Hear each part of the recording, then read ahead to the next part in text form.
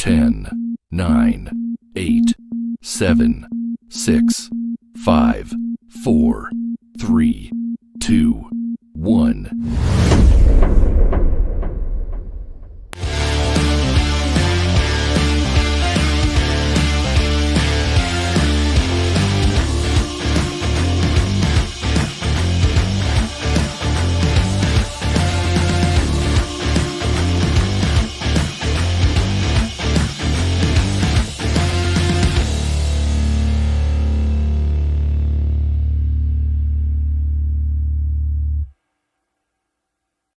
My, that's a short intro when there's nothing to follow it. Right. It's like I'm expecting something else. Usually I tack something else in the end. Well, usually there's a movie trailer or something. Yeah, for or whatever. It's like, shit, I'm not ready yet. I like the 2 minutes of contemplation time while it's playing.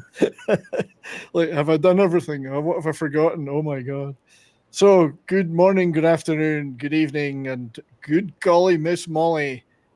Welcome to the show. Welcome to that 70s rock fan channel. Today, happy Labor Day. Happy in Labor Day. Is that a day for giving birth? Is that what it is? Happy in Labor Day. I mean, Labor Day's always been a super complicated one for the U.S. Nobody really knows what it means. It's one of those holidays that we just kind of made up because it's the end of summer and we need a reason to celebrate. Sneaking suspicion it's commie propaganda. Probably, but it gives us a weekend off in like the end of summer, which is usually like the beginning of September is usually like the last really nice weekend. Yeah. Before weather starts deteriorating. So well, we have it here too. It's Canada. It's Canada one holiday we have in common, Labor Day. We have the same day, and it's. I mean, and here in Alberta, the weather's gorgeous right now. Like absolutely. Can't do gorgeous. Thanksgiving on the same day we do, but you know. No, we don't. Because nobody here is quite sure what we're thanking for. I mean, a lot of Canadians are so anti-American. They're thankful they're not American. Well, there's an awful lot of Americans that are very thankful we're not Canadian. Yeah, well, you know, we're both possibly equally fracked, but I'm so happy Labor Day, everybody, and I'm so pleased you've all chosen to spend your time. You're joining me. I feel like Prince Charles every time I do this. He used to do that. Right. And hello. You've all joined me on what is a holiday. It's a holiday, and people are still joining me in this stream. And you've joined me, and thankfully I won't be lonely then, Pope. Thank you for joining me. It's very good of you to give up your precious holiday to be. Well, I mean, I'm usually done in the afternoons by now anyway, so it was just kind of like, hey, this is my Monday routine. This is what I do every week. So yeah, I just set aside the time no matter what I'm doing. Well, we're going to do it's as you know, everybody out there, and you know, I had planned to do a cult comedy crew on Shoresy. Fantastic, and one of the few current day things we've ever talked about.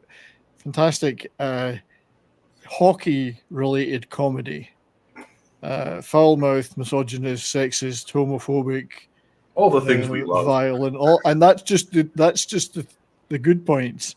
It's the good points. All the things we love. Hockey and set in a Northern Ontario town, Shoresy. But people, you've now all got the chance to catch Shoresy for the rest of the month. I decided against doing it. I kind of have an inner monologue, which seems to be unusual for people these days. And given the tragic events last week, and I do want to touch on those of the tragic deaths of Johnny Gaudreau, and his brother Matthew, Boston College players, both of them, I believe, at one point. Yeah, I remember both of these guys playing for BC back in the day because I grew up in the New England area. I'm a Hockey East guy. Go Riverhawks. But yeah, this was a huge. I'm still. It's weird because I'm kind of reeling from it myself. Just the sheer tragedy and awfulness of it, and the fact that Gaudreau used to play in Calgary for many years and is still beloved in this area. He's beloved in Boston too. I remember when these kids used to play for BC; they were great. Yeah, great guys by all accounts. I don't want to get into the details. Probably we'll cover it on Bourbon and Boarding when that restarts later in the year. But I didn't feel it was appropriate to do a raucous comedy and hockey. Just talk about this and then go on to that. So that's my thinking. I need a little bit more distance between it, just out of respect for these two guys and for their families who suffered this terrible loss. I don't know how they can cope with that, but anyway, especially the timing of it.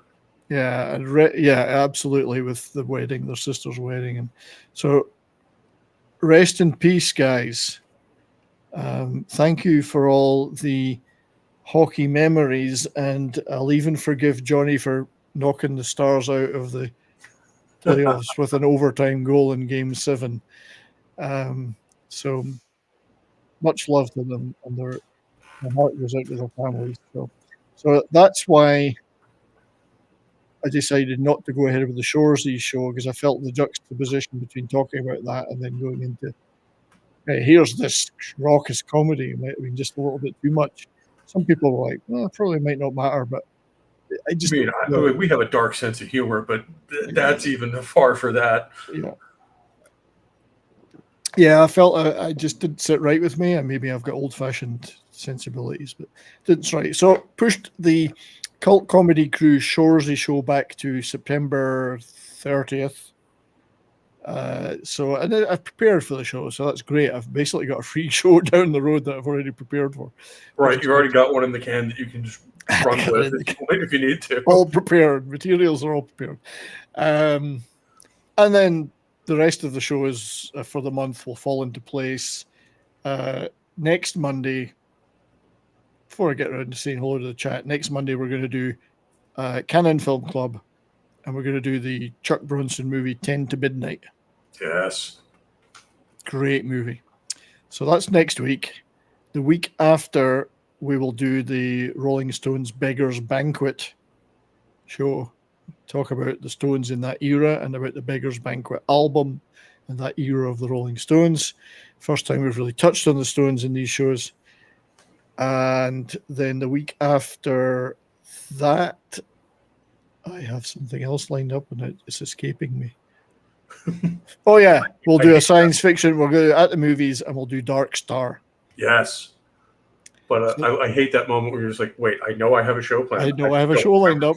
I've even started prepping for it, but what was it? So that's the September schedule. And of course, at the end of, so we'll do the Cult Comedy Crew September 30th, and then I'm going on a little road trip to see two bands, Sabaton and Judas Priest. If you've never seen Sabaton before, you will absolutely love them after that, if you see them live. Yeah, so the following Monday show will be all about that road trip, because I'm making a little road trip of it. So a bunch of shows lined up. As you can see, I'm being schizophrenic today. I have my Dallas Stars t-shirt, but a Red Wings hat.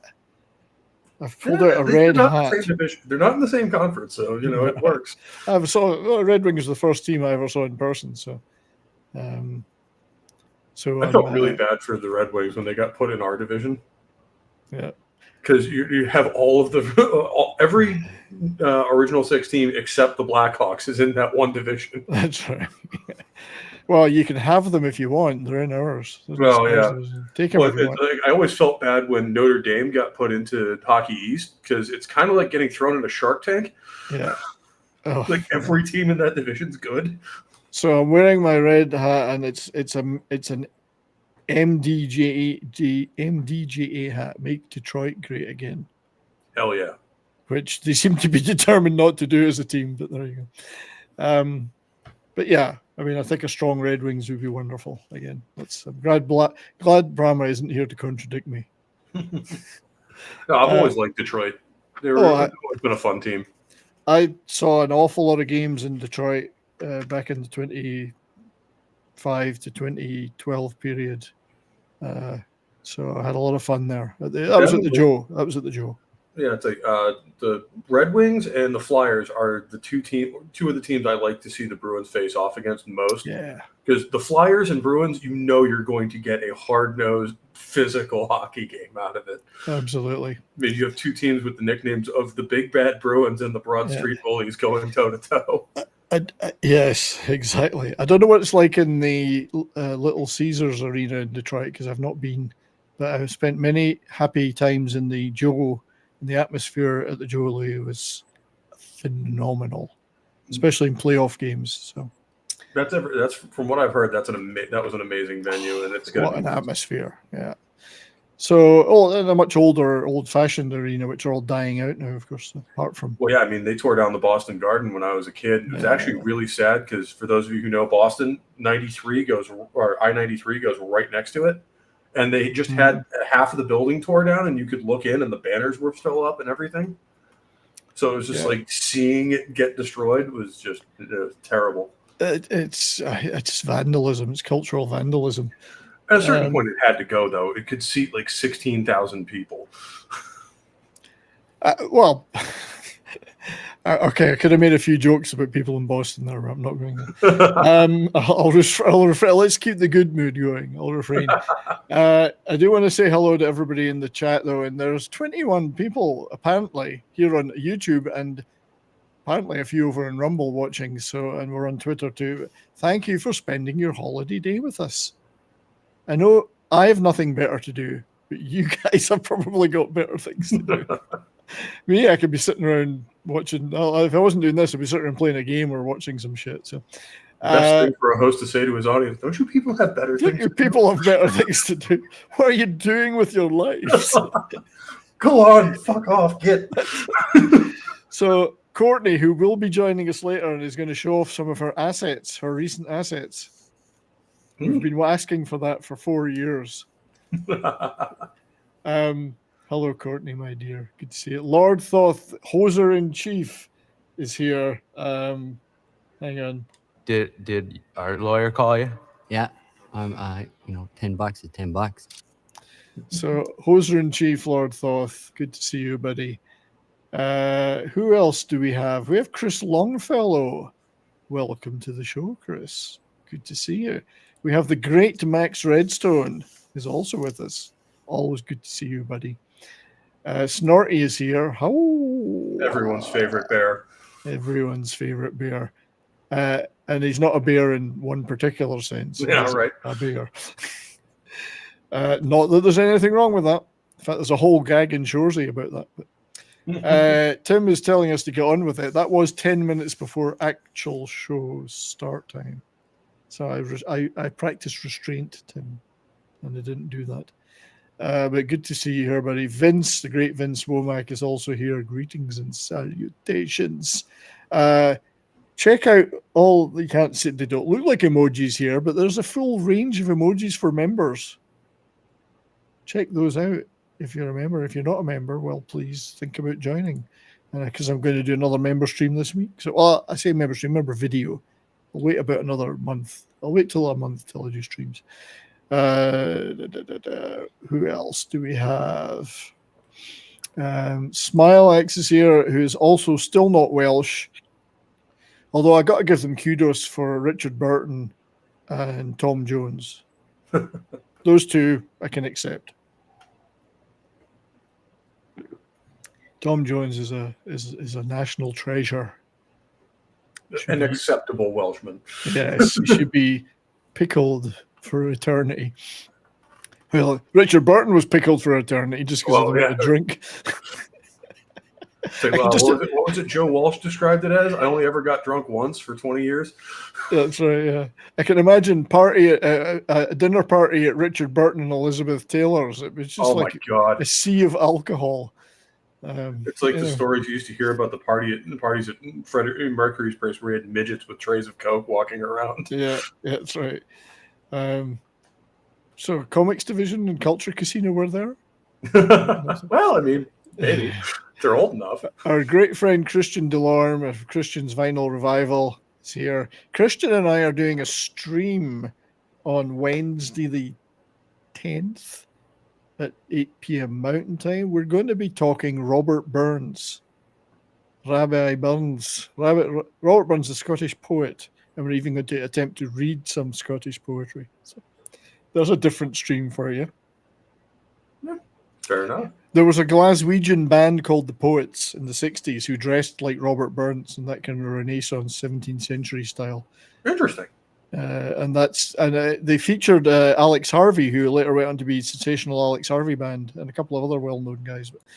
And I am so pleased to welcome to this show the high sticker himself, the mod of mods on this channel, our dear friend D-Bud Martin, with his what's that? Tramp hobo. I can't quite see that. San Jose Sharks shirt. Welcome, my friend. Oh, we can't hear you.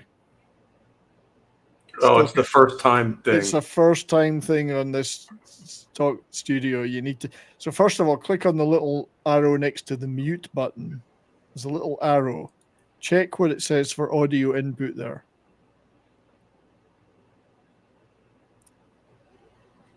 So down at the bottom, there's a button that says mute, and it's. Now, if that doesn't work, sometimes it's a case of going out and coming back in again and allowing the browser access to the microphone. It's such a shame because you look wonderful. Indeed. He does, doesn't he? He doesn't at all look like the slow person that he seems. I can't do anything for you, I don't think, mate. But yeah. Come back. You've got all show. You can come in and out. Yep. As the actress said to the bishop, you can go in and out as many times as you like. Who else is with us? We mentioned Vince, Smilex, D-Bud. I hope D-Bud can get that. It's almost the first time in with Talk Studio. First time in, it always does that. Just try a different browser. Booby trailer. We do need booby trailers. Booby trailers need to make a return. We do. What is he? You want to put butts in seats? That's how you do it. Canadian Spider-Man is here. Good to see you, mate. Oh, good going. Hey, over here for donuts. Don't listen to him, eh? He's a hoser. Penny, the wonderful Penny is here. Good to see you. Good to see you, Penny. I'm using the Culture Casino way of padding out a show. You just talk to everybody in the chat for 15 minutes. Well, I mean, it's a kind of eventful week for a lot of different things. We've got Return to Moria just released. Oh. For games, and it's actually really good. I've been playing it. Basically, like a survival game where you play as a dwarf in Moria in the Fourth Age. I think we'll have to try and throw a trailer for that up. Yeah. Yeah, and later this week, Warhammer 40,000 Space Marine 2, let's fucking go. So, are you going to be playing as a transgender wheelbarrow-bound player in that? If by that you mean 9-foot-tall space racist, then yes. Okay. You just never tell these days. I thought maybe you were in a high-tech wheelchair. Now, Chuck Norris could rock that. It would have rocket launchers on it and everything. Yeah, exactly. I mean, when you have once you add mechanized units in, all things are possible. Exactly. So, remind me of the name of the game you just mentioned, sir. Lord of the Rings: Return to Moria. So let's see if we can find a trailer for that. And show it. Because I've got a couple of games I want to talk about too, so we might as well get started on talking about games. Because I want today to just talk about stuff that we're watching, playing, listening to, reading. And for those of you who are, kind of on a budget for this month, which is probably a lot of us, it's a good buy. It's $20. It's goodbye to $20. No. Oh, that too. I have the official trailer. I'm going to see. We'll get claimed like the yin yang here. Let me get it on the stream. So this is the official trailer for The Lord of the Rings Returned to Moira. See, I would keep saying Moira. Well, who's Moira? Good Scottish name, Moira. Right. Get the volume down a bit. There we go. Misty Mountains, Middle Earth, the Fourth Age. Nice red hair. Concerning dwarves. Dwarves have delved under the mountains since the First Age. Mining, smithing, and carving our homes. It has been remarked by some that a dwarf's only real passion is for battle and treasure. A rather unfair, I'd say elven observation, as we also hold our food and ale dear. All that is gold does not glitter. Hail Andy. Not all those who wander are lost. Our reputations as master artisans precede us, as does our combat prowess.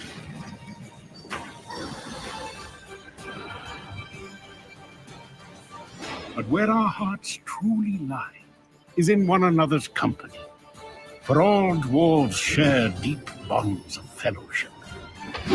Now, in this new age, it is time we dwarves return to Moria.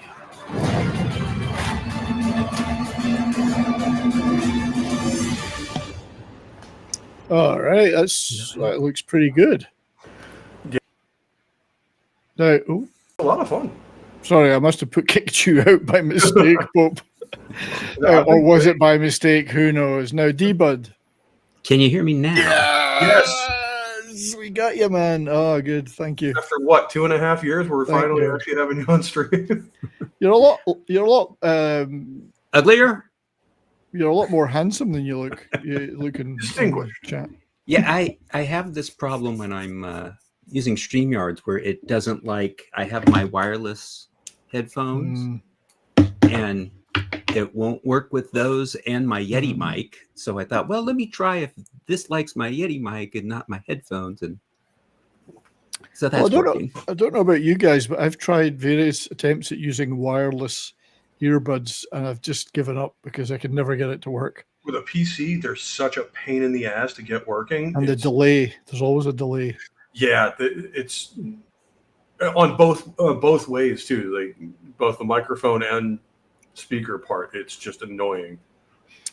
Yeah, these headphones work great, except StreamYards just won't let me use that and my mic together. So I have to use my camera mic if I use the headphones.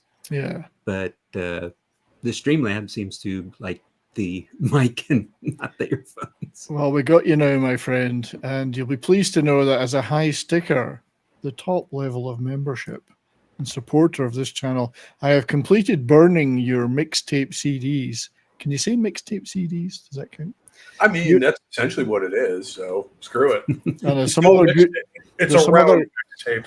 Yeah, and there's some other goodies you're going to be getting with that too. So Yeah, well, I'm a physical media guy, so I like that. yeah, so Yeah. I went to a lot of care and attention. You've no idea how hard it is to.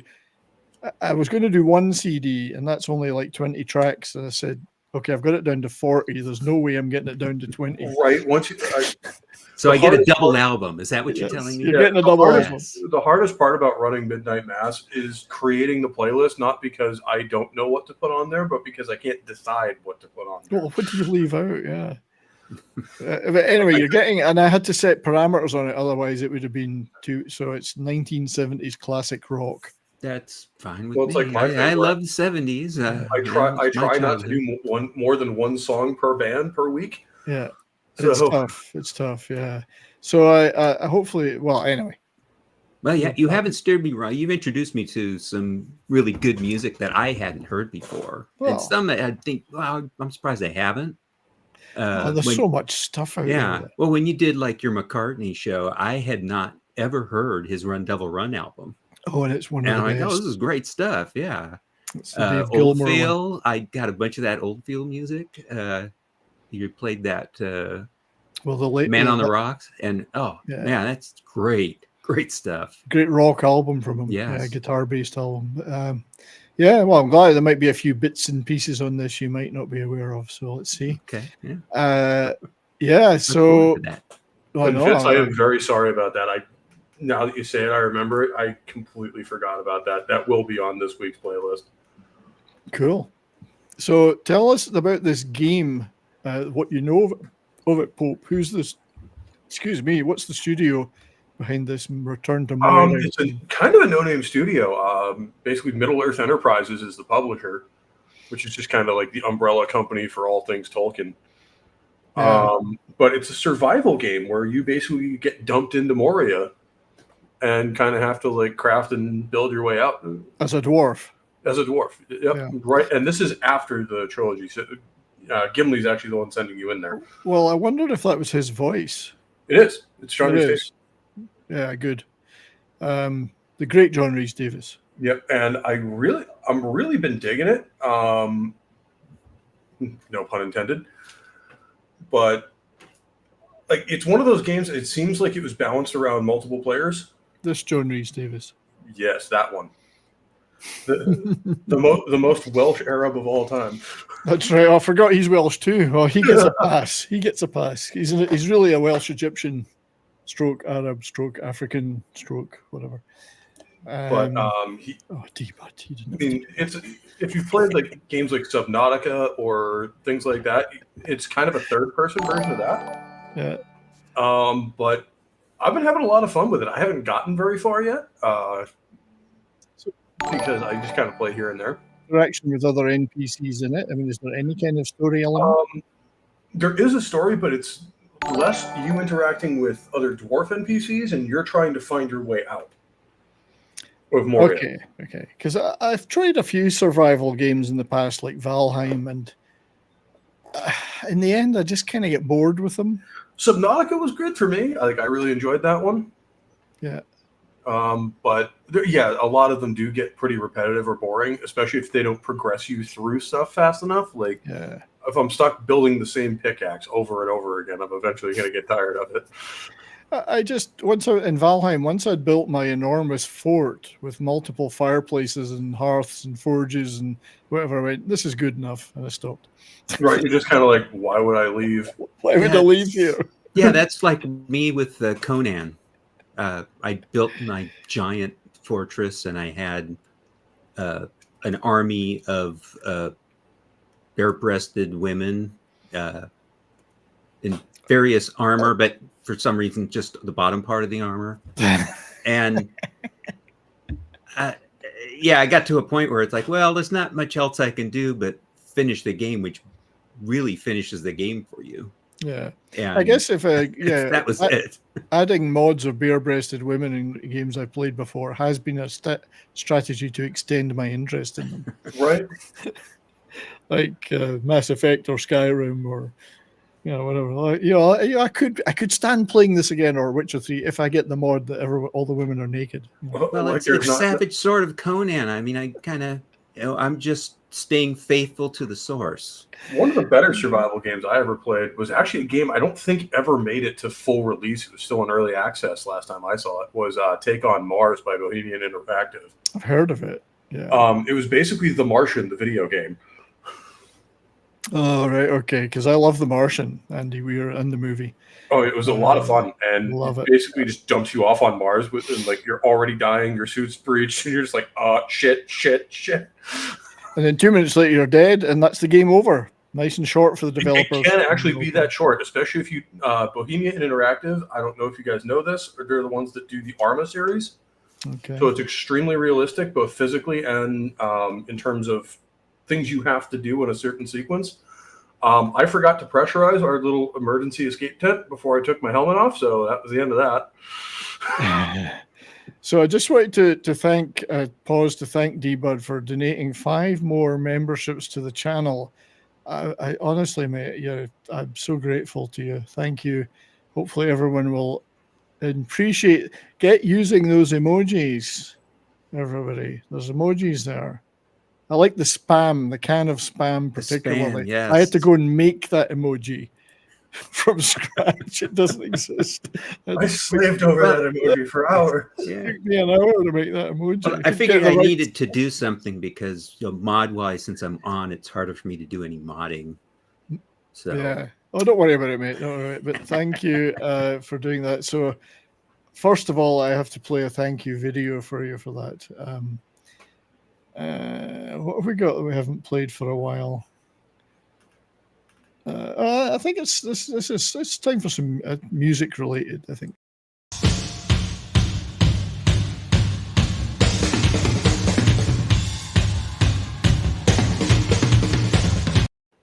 Bunny Carlos, the fittest man in rock. Cigarette hanging out the mouth. I love that clip. Thank you, my friend. And obviously you yourself are a member of the high sticker level. What is high sticking? High sticking happen when the guy take the stick, and he go like that. You don't do that. You don't do that? Oh, no, never. Why not? against the rules. Not because it's bad, Yeah. because it's against the rules. And then the memberships, of course, that you donated so kindly are the Get the Flock Out level.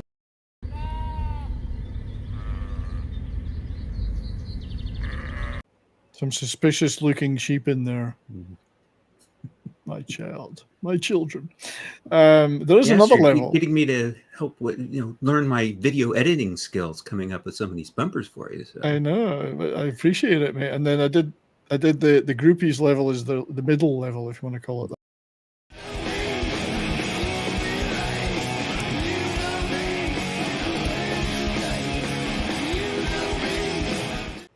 So I felt we covered most of the flavors of the show in those 3 levels. Shouldn't that be Nick's bumper? That's his dad. That's Nick's dad, yes. Yeah, right.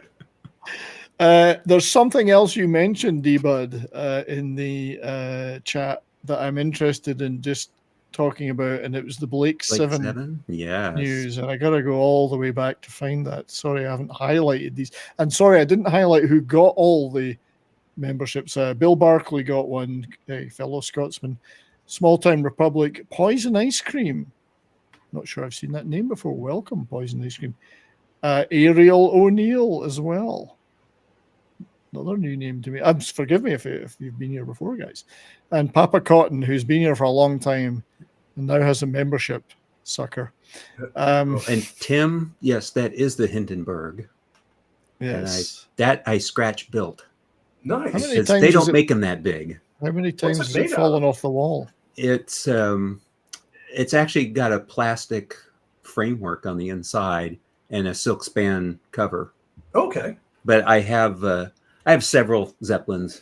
Nice. Up there, it's including right above my head is this R100, a nice British airship, which hopefully doesn't do the same thing the real one did. Well, I was going to say, is it filled with hydrogen? No, the R100. That's the 101 is the one. Oh, that's right. That was of. the sister ship that destroyed itself. So, still, it did inspire a great album cover. So that's very true. Yes. Yeah. Is that what Empire of the Sky by Iron Maiden's about?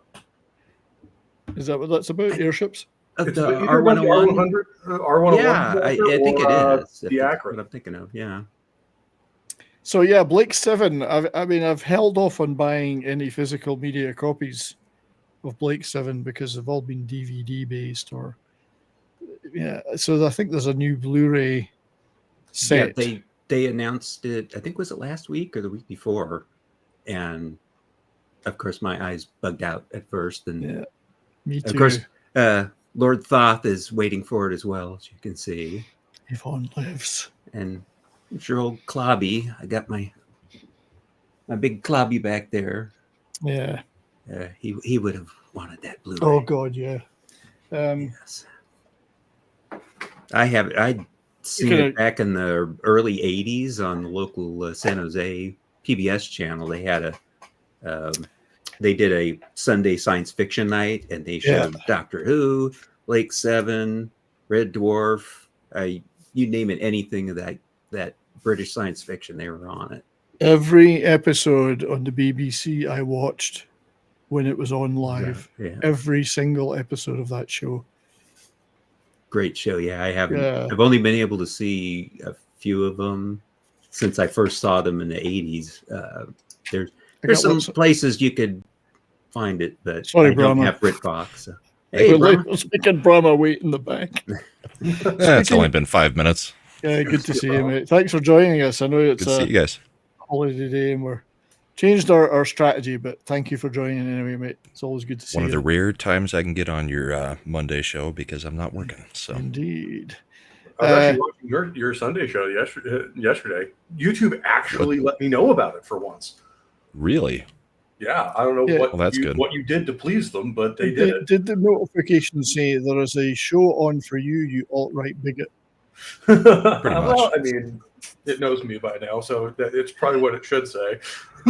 You mentioned Chloe, but Sean Estep did an unboxing video of the great Sean Estep, sent me all this stuff, but I now have a thing.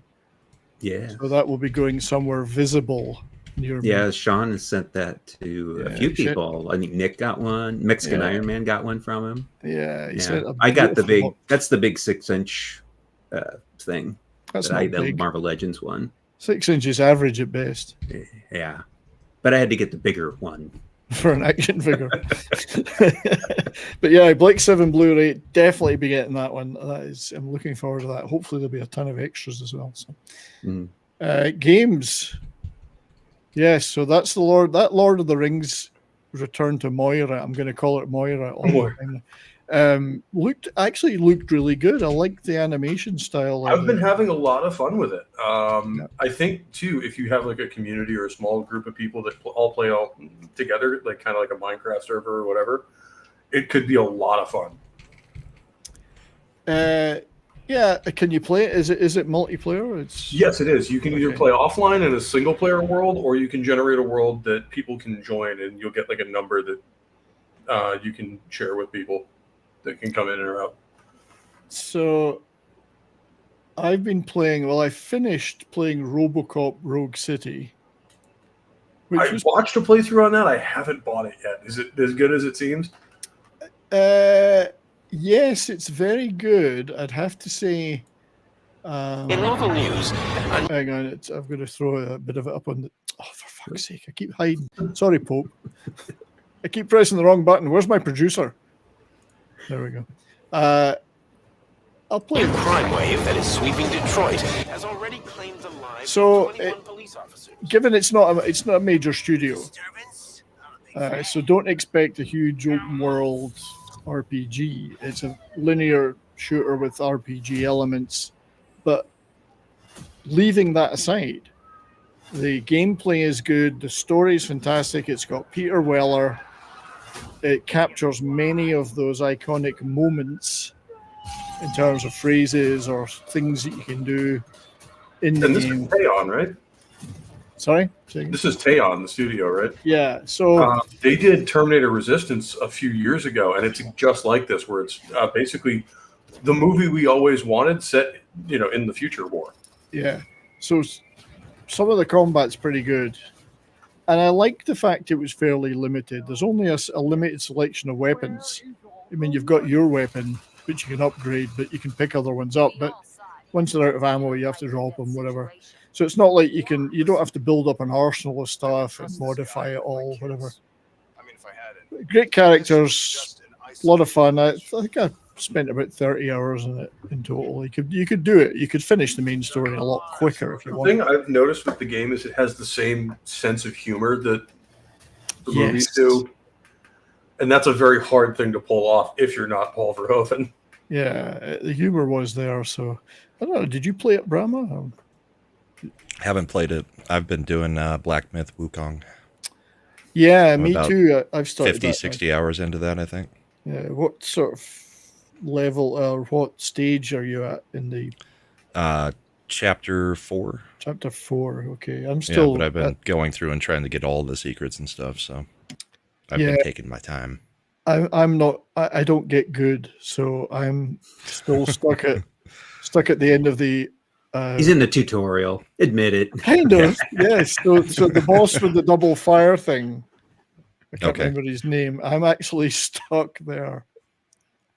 And so I'm going back through the first 2 stages of that area to get some more sparks and just going round and round and round and round. It's a bit of a just grind. leveling up. Yeah, until I can get enough to conquer him totally. Well, figure out a build that works for you, because I just started spraying the sparks all over the place on building it out, and then I ended up just going to building out the smash stance only and doing the move where you can charge while sprinting, and then you just repeatedly unleash that. Well, I started with the limited sparks I've got at the moment, like 10 or 12. I upgraded stamina, so dodging took less stamina, and then I got the pillar thing, and then the immobilize. So immobilize, use it every time you can. Oh, I love the immobilizer, but I can only use it twice usually. So I need more sparks. You'll get more mana later. Yeah, but if I can't beat that guy, there's the big blue guy that's near him. I can't beat him, and then you go up to the palace, and there's I don't know the names, the big kind of cat-like thing that leaps off the wolf-like thing, whatever it is. I haven't been able to beat any of those guys. I'm like, I'm going to have to go around this levels again and again. I didn't memorize any of the names because they're all No. Chinese. So it was just like, yeah, that guy in chapter 1. Like that. Yeah, Brian only get him if they were all in Korean. So if they were in Korean, I would have killed them instantly. The closest I think I've ever come to having an aneurysm reading was when I read Romance of the Three Kingdoms, and some of the names in there is just like, I am not even going to try to pronounce that correctly. I did want to talk about Black Myth Wukong, though, so I'm glad you mentioned it. And I'll just throw the trailer up in the background while we're talking. Hopefully it's not too loud. But anyway, it's kind of reignited my desire to learn more about this Journey to the West story that it's based on, which is one of the 4 sort of key mythological stories in Chinese mythology. Mm-hmm.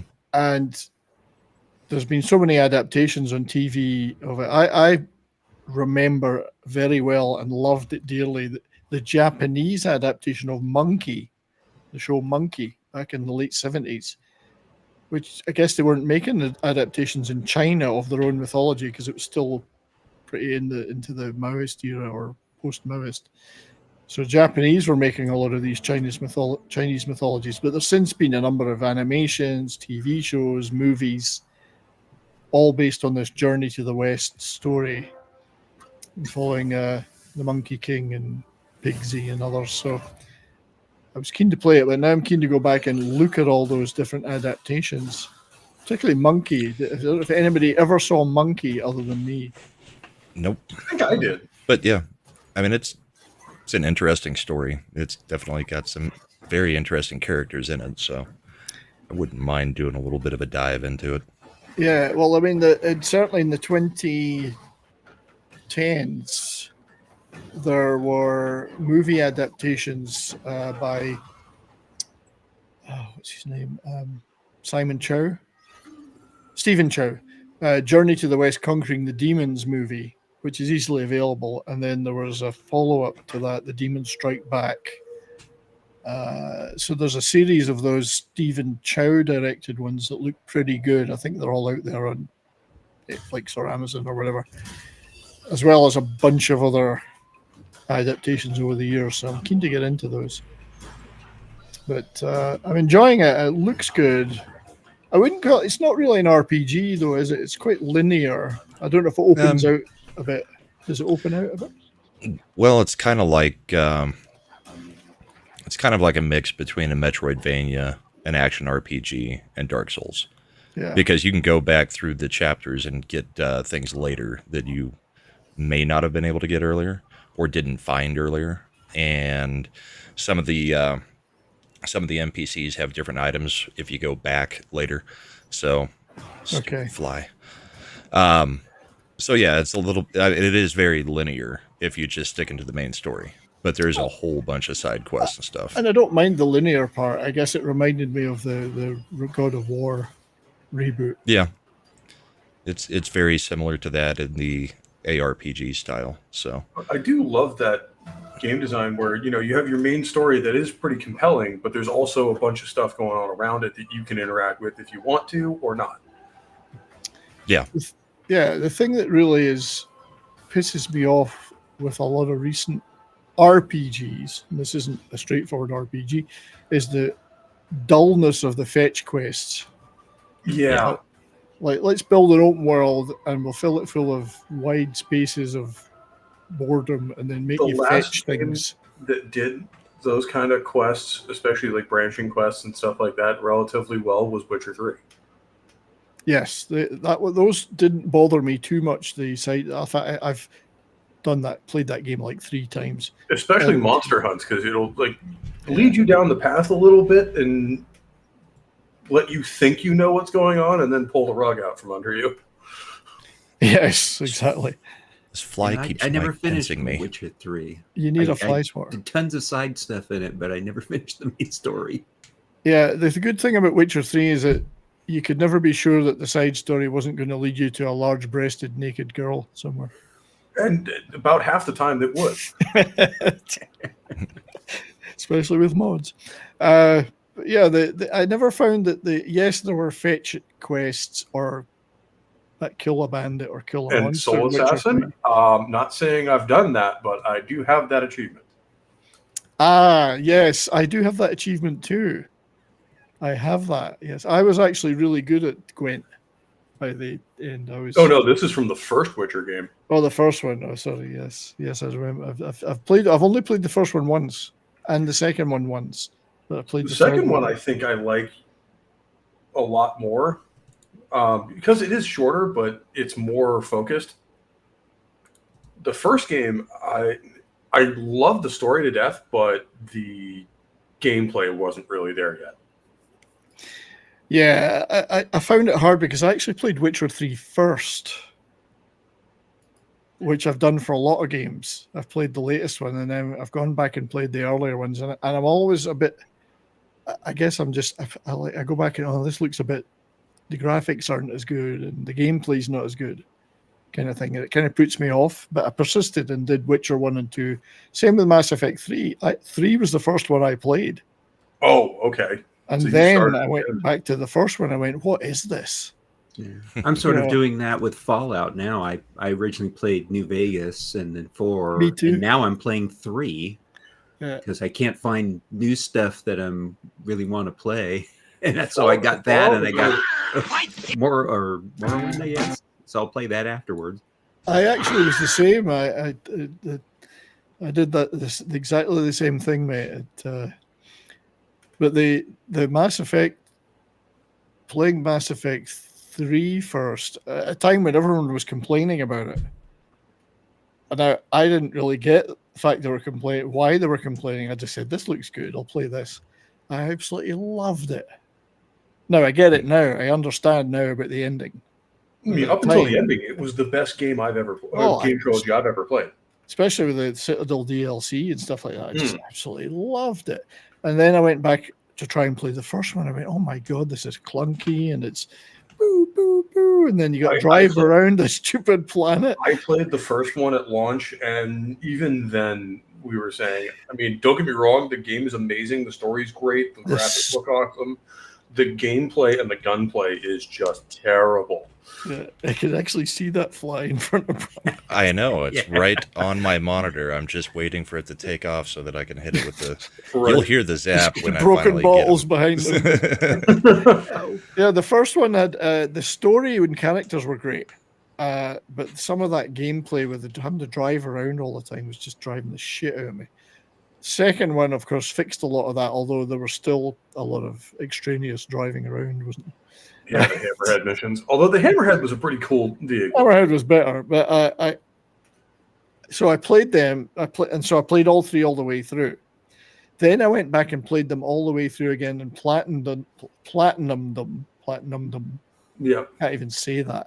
Platinumed them because I was playing on PlayStation, and that's when I really got it. That all 3 in a row. Took me 3 attempts though, and I played it. The perfect game was what could be considered the perfect game. Never a renegade. I was always a paragon. The funny one for me was Fallout because I knew pretty much nothing about the series. I remembered the name from the 90s when I was a kid, the Black Isle games, and I just happened to be in a GameStop the day the game released, and they had a poster of it up behind the counter. I was like, yeah, you know what? Let's give that a shot. Yeah. The poster art looks cool. And then, I got into Fallout. And the other game I did that with, I just bought it because the cover art looked good. And I ended up becoming a massive fan of the setting, was Warhammer 40K Space Marine. Okay. The first one in 2013. Was it that far back? Yeah. Oh, yeah. It was 10 years, 12 years ago, I think, that we finally got the first one. And everyone ever since has been like Space Marine 2 when, and we're finally getting it this week. Nice. I really hope for yours it's good. Every piece of film and gameplay and everything I've seen looks amazing. Good. I hope so. You know how easy it is to fuck these things up now. So. Oh yeah. But yeah, to what D-Bud said, I played Fall Effect. That's a great game, Fall Effect. I'd love to play that. Fallout New Vegas first. My son gave me a copy of it as a birthday present. I hadn't even really heard of it, but I wasn't a huge gamer, particularly then. I played a few games here and there. Always had a console, usually a PS, whatever. Had an Xbox at the time too. He said, "Have you ever tried this?" Put it on. I was hooked. I played Fallout New Vegas for about a year. I just couldn't stop playing it. It was the first RPG I'd played, and I didn't get it because I'd be shooting guys in the head and like, why aren't they dying? Headshot should be instant kills. Yeah. And so I'm like, well, I don't care. I'd like free roam. I'll just go around the map and see what goes. And as I went along, I was leveling up, and finally headshots would kill people. But the oddest thing that I did in that game was when I met Caesar for the first time. Oh, right. I killed him. Yes. And well I played. grabbed his head and I ran. And I'm like, oh, I don't care. I was just screwing around. And I kept running, and I had tons of stim packs and all this. And I managed to get back to the raft to go back across. So I got away with killing Caesar. I think it cuts a few of your gameplay options off, though, at some point. Well, it made it hard because I did the one where I tried to take over everything. So I had to go back there to where the robots are all underneath their thing. And that was more difficult because I killed Caesar. Was there a Caesar too? Managed to do it. Did somebody get promoted? I can't remember. I can't remember how I did, but I managed to get through it all. And there's a thing like that in Elder Scrolls 3, where if you go down one quest line before the main quest, there's a character you have to assassinate as part of that quest line that is important to the main story, and you can't continue if you kill him. I hate that as well. And I'm block your game. That's right. I'm the kind of guy that likes to play my options as much as possible and keep you them can kill open him after that quest's over. Yeah. And you can I like still to kill it, but it'll fuck your main campaign to the point where keep it'll my never work. options. I equivocate. I keep my options open as much as I can to the last possible second. Well, I played Skyrim for probably 2 years solid, and it took me that long to finally go like, gee, I should probably finish the main storyline, and yet I still have 3 like guild quests I haven't even done in it. Because I just love exploring the maps in these. There's some great mods with extra quests in Skyrim and even completely separate stories using the engine. I think the Forbidden City was one, which was kind of like a time travel thing and with the Roman era stuff. And it's set in the Skyrim engine, but it's a completely separate game. It was a mod, but you can buy it as a game, and it's really good. The total conversion ones are really, really good. I like some of the add-on mods, though, that should have been in the main game, but Bethesda never really bothered with, like actually being able to like just have the Civil War have consequences. Yes, yeah. Just to speak to Soul Assassin's point, Witcher 2 is one of the few games I replayed multiple times to get all the achievements. Yep. Only game I've ever done that for was the Mass Effect trilogy. I replayed them often enough to platinum them and get every achievement, and then I played the multiplayer so hard I got into the top 100 in the world, and I was climbing up, and then we moved, and I just stopped playing, and that was it. I never went back to it. I was almost, my aim was to be the #1 in the world on Mass Effect 3 multiplayer, and addiction broken. Addiction was broken. The game I really love is I like play all the Yakuza Like a Dragon games, and this year they had the Infinite Wealth game. That's the first one I ever was able to get a platinum on, because it was that you didn't have to do every single side thing in that game to get it, because they have so much content in those, and they didn't force you to do absolutely everything in this. So I actually finally got a platinum in a Like a Dragon game. And then you get it, you think, well, what does that mean now? In Soul Assassin, I was a Nord. So, of course, I was a Stormcloak. I was a Stormcloak. Who plays? I was a Nord Imperial. Along with the Empire. Yeah. A Nord? And you played Imperial? That's another game. From the Empire. Tiber Septim was a Nord. But that's another game I played for months on end, Skyrim, and then I actually went to the midnight release for Skyrim and got it as soon as I could. I actually got NJP'd because I was in the military at the time because I didn't show up to work the next day because I was too busy playing it. I forgot that work even existed. But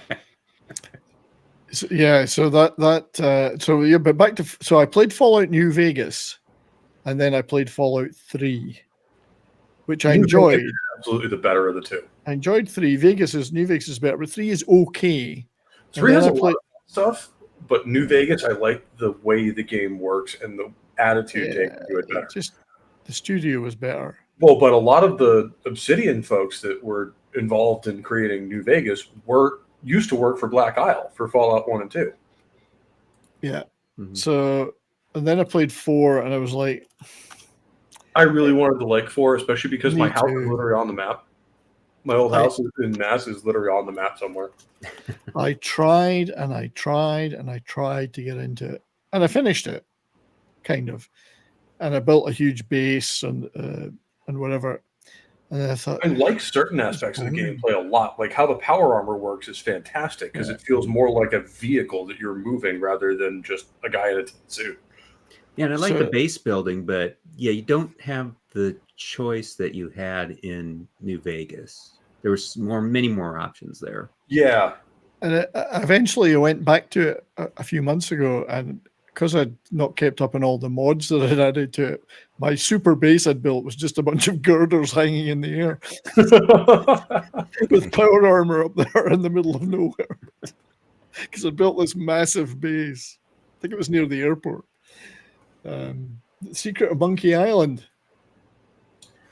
That was a fantastic game. I remember playing that as a kid. I've never played it.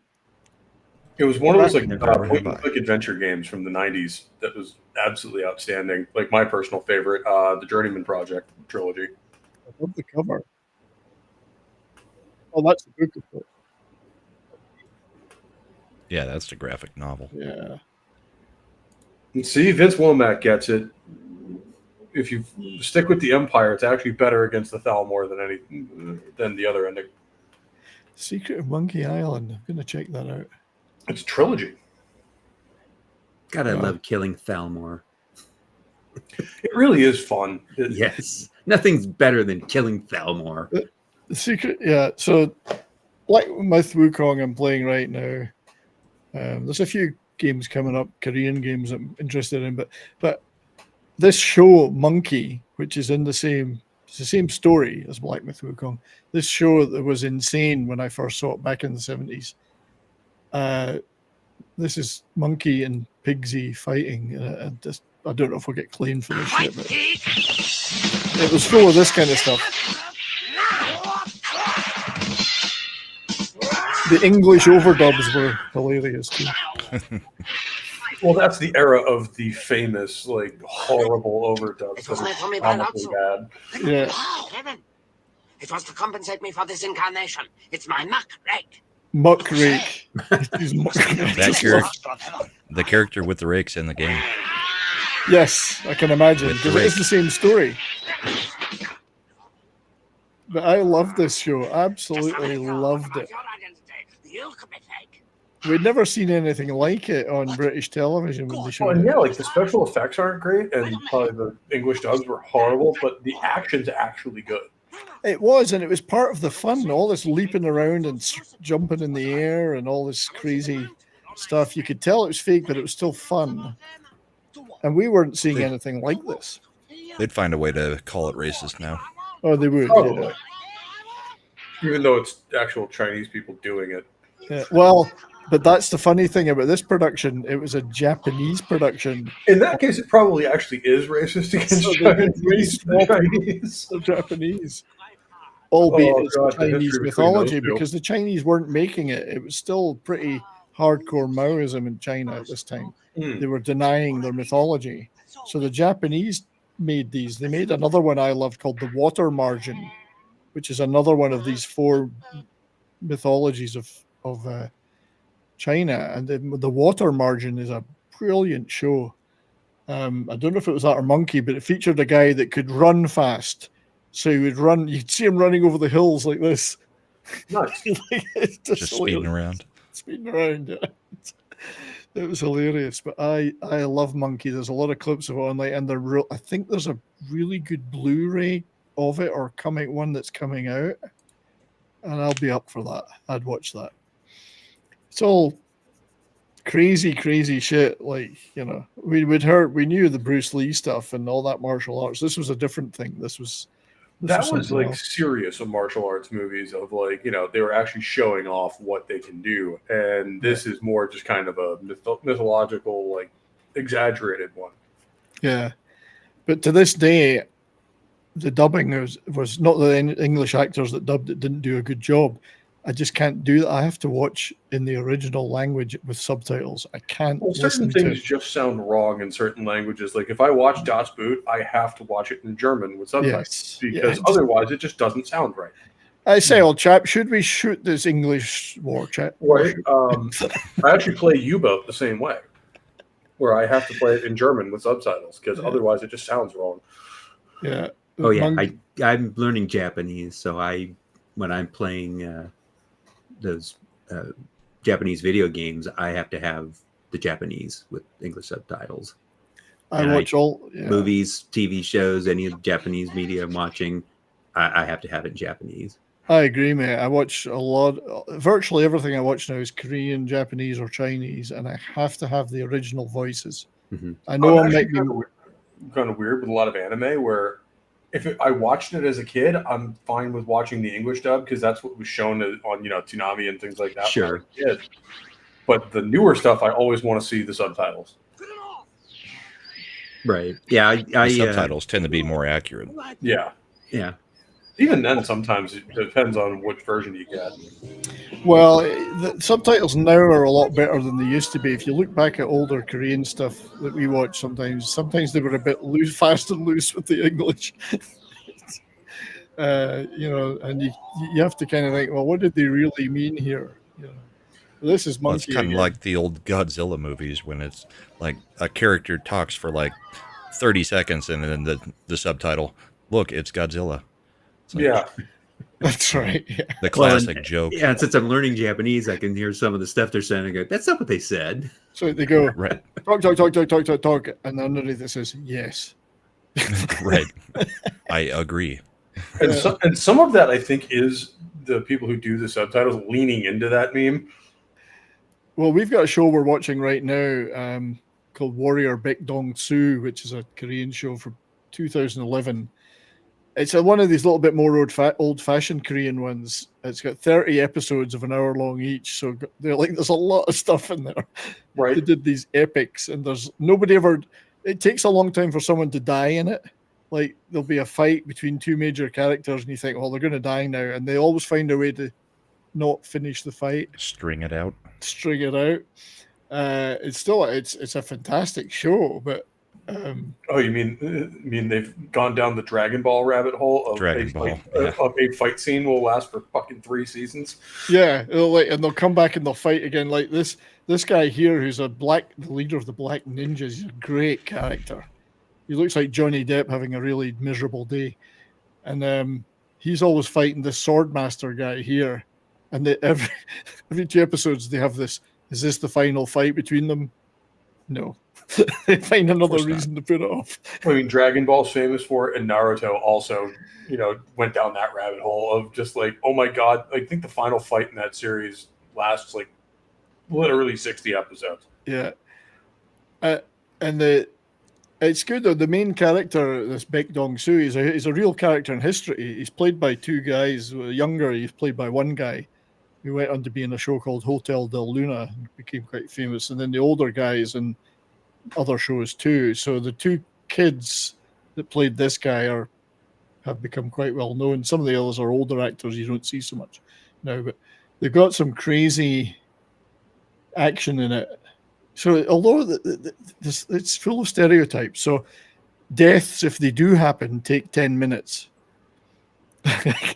You know, nobody just dies. It's like, I must see my friends and my family and my whatever. Well, I mean, I love some of the equipment too. Where I don't know how historically accurate this is, but it's Korea, so I could see both being the case. Where the bow there is 100% Mongol. Oh yeah. Well, there's Mongols in the show. Well, that's a Mongol recurve. There's and Mongols. Then yet the swords are all Japanese style. Because it's at the time of the changing Chinese dynasties between the Qing and the Ming and the whatever, and so there's a lot of Mongol stuff, but they've got every kind of weapon in it: flails, double-ended swords, machetes. There's a guy fights with 2 machetes. I did want to show. One thing I almost never see in Eastern media that they were almost unique for how good they were was their glaives. Things like the Naginata. Well, they've got lots of that. Chinese. Yeah, that's really cool. It's an interesting fighting style. But it's got a lot of stuff like this in it. So whilst there's romance stuff in it and there's sentimental stuff, there's a ton of great action as well. And this was just a mainstream broadcast show in Korea. It wasn't anything fancy in respect to being cinematic or anything. So this guy's fighting 100. This is the hero, and he's fighting 100 guys at once, kind of thing. So it's full of this stuff. It's great. Sweeping, fighting 100 guys at once, one by one. One by one. Always. There's the other cliche. One by one. Nobody ever surrounds them and just stabs them in the back. They all just form a circle around. Well, that's like always an Eastern storytelling thing where they will have heroes that do this. Like, oh yeah, he did all of this. Whereas most Western ones are just like kind of like the Indiana Jones scene where the guy starts waving his sword out and he just shoots him. Well, there's an actual scene in it where the pirate-looking guy who's the head of these black ninjas is theoretically a bad guy, but he stops other bad guys from killing the good guys if he doesn't think they're doing it honorably. So if they're going to shoot them in the back with a crossbow, he kills that guy. You can't do that to them. They're honorable guys, even though he wants to kill them. He wants to kill them face to face. Now we're getting the old temporary block thing. But anyway, that's the kind of stuff that's in it. 30 episodes of it. Interesting. It's fun. It's the other trope that I find in these shows is and a lot of Korean shows, even the modern ones that have, like about detectives or whatever, someone will get stabbed and they make it really dramatic. Stab right through the gut, 2 days later, they're up and they're walking it off. It's like a lightsaber through the... Yeah, right. Only if you're a woman. Yeah. There's a guy in this, he got 4 crossbow bolts in him and stabbed in the gut with a sword. And it's literally 2 days later, he's like... It's just a flesh wound. It's just a flesh wound. I just love that, Like, oh my God, he's on death's door 2 days later. It's like Highlander. He's up and about, Let's get back at it. We got some bad guys to beat. Let's get back at it. They do quite well, though. They weave this stuff into the real history of the country. That one's set in a particular real period with real kings and princes in it. And, That's one thing I've always loved is when an author can tell a quote-unquote fictional story that happens in a historical period. Like Shogun's a perfect example. Or for those who've ever read Stephen Pressfield's Gates of Fire, phenomenal book, and I would heavily recommend it. Gates of Fire, that's when I had that really good Indian curry the other day. The effect is roughly similar. There were no survivors. Gates of Fire. Yeah, so that's one of the shows I've been watching recently. 30 episodes of just fun, There's nothing, you wouldn't say it's the most profound television show you've ever seen, but it's a lot of fun. Well, not everything has to be. Some of it is just a fun show. Yeah. The guy that played the head of the Black Ninja Assassins thing, the pirate-looking guy, he's the best thing in it. He's moody and magnificent. And he has a code of ethics, even if he's a killer. Well, that's something I think a lot of Eastern authors do very well is complicated villains and anti-heroes in that they're not just a mustache-twirling bad guy. They are complex and they have their own moral code. They're not just evil. Yeah, I mean they're opposed to the hero, but they're not necessarily the bad guy. Yeah, these two may be the chief bad guy and the chief good guy, but they kind of have such a respect for each other that it takes them 30 years to get round of actually trying to fight to kill each other. It's like, I like you, I'll kill you last. Yeah, well, it's a respect thing, and also they love the same woman, which is a big plot point, kind of thing. That's a good old trope, yes. Yeah, not necessarily on the same day though. It's funny, but yeah, I do love these shows. They're full of they do great historical dramas in Korea. They really do. Anyway, so I've got something for you, Brahma. Oh yeah. Have you ever seen Christopher Walken reading the Three Little Pigs? No. Oh, well, this is for you. You got it. We're going to play this for you. Somebody posted it on Twitter the other day. I went, that's perfect. So let me find it here. Christopher Walken. I tried to read an article as Walken on one of comic shows last week and kept slipping into Bernie. So that's right. The longer it went, the more Bernie it got. Right. So this, I don't. It might have been from a British TV show. I'm not sure. It's quite a while ago. Christopher Walken. We're got the shit claimed out of us for this. Reads the Three Little Pigs. Let's hope we'll get through the full. Are you sitting comfortably? Little pig. Then I'll begin. Once upon a time, there were three little pigs, and they each decided to build themselves a house. Now, the first little piggy was a very lazy little piggy, and he built his house from straw. The second little piggy was not too bright either, and he built his house from twigs. But the third little piggy was smart. He was no Dunsky. He built his house from bricks. Smart piggy. Oink, oink.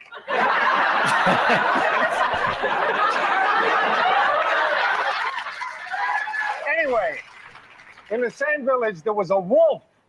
This big wolf. Bad wolf. Big bad wolf. With the picture. Also, this wolf, he loved pork. And this was before he started leaning into it. Pork sandwiches, pork pies, pork scratchings, bacon buddies. This is in England. With that pig in it, he loved it. Now, Wolfie sees the three little houses with the three little pigs in them, and he thinks to himself, Pork City. Wolfie goes to house number 1. Wolfie knocks on the door. But it's a straw door, so how he knocks on it, I don't know. Who wrote this? But hey, knock, knock anyway, right? Who wants to argue? In his most polite voice, Wolfie says, little piggy, little piggy, little piggy, little piggy, let me come in. No! There's a little pig who knows a wolf when he sees one. Not by the hair on my chinny chin chin. So now the pig has a chin. What do I know? So, let me in, says the wolf. Or I'll huff and I'll puff and I'll blow your house down. No, says the pig. No. But Wolfie is a wolf of his word. There's obviously more somewhere, but what do I know? The rest of the story. It's like, what do I know? So that was for you.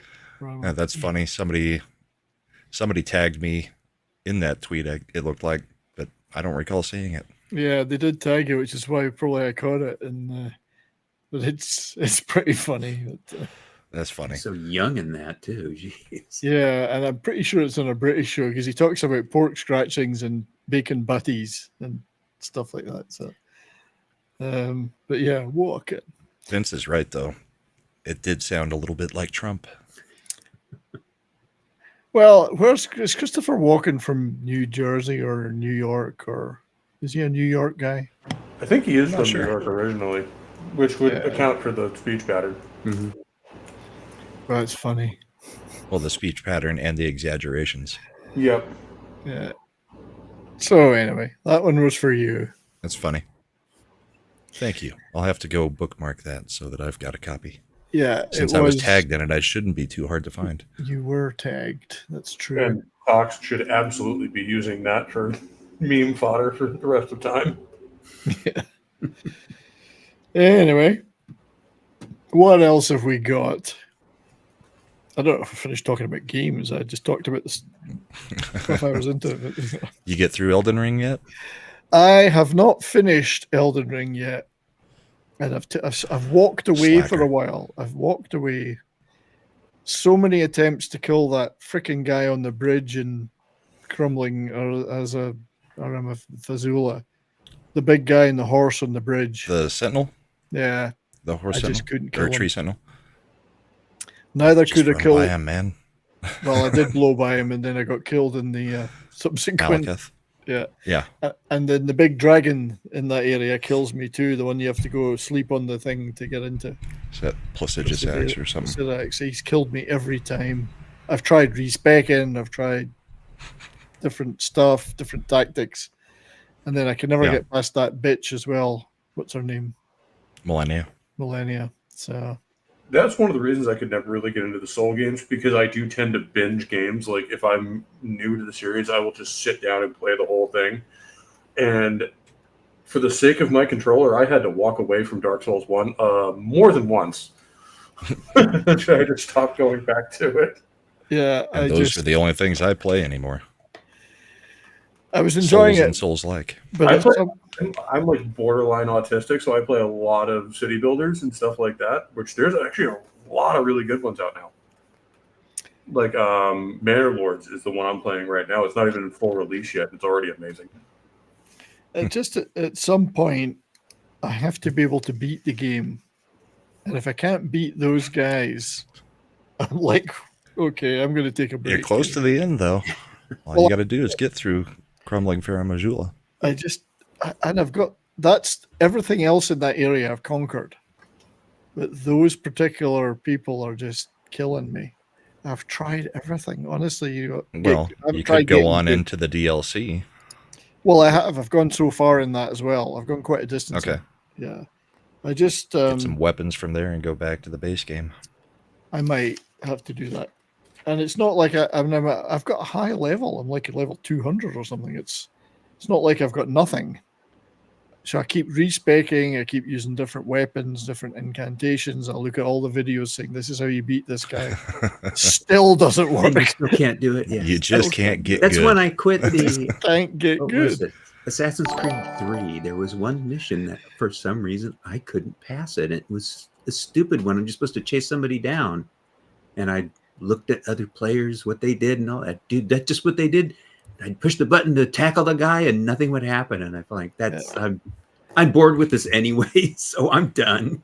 You can only get killed 30 times when you think maybe I'm not going to get this. It becomes kind of boring in the end, you know. Yeah. It's a real problem when you're live streaming it and it happens. I mean, it's pretty boring watching a person bash their head into a wall over and over and over. Yeah, that's why I've stopped live streaming some of these games, because I keep getting beat. I never claimed to be good. I'm pretty good at Witcher and pretty good at Mass Effect, but other games, like the Elden Ring games, it takes me a long learning curve to get anywhere, and that's not exciting for people to watch, you know. So our great buddy WG is here.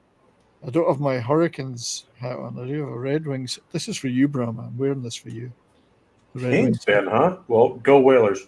And I got my. So, I know Brahma saw my shirt. First of all, WG has become a member at the Get the Flock Out level. Thank you, sir.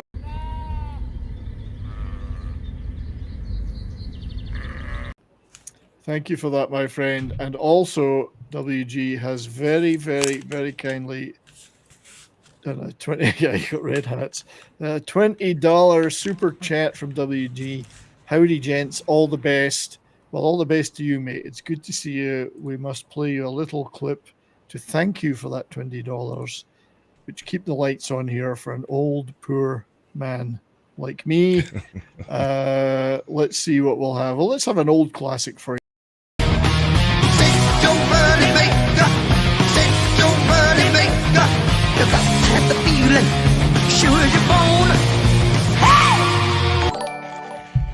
One month till I go and see that band.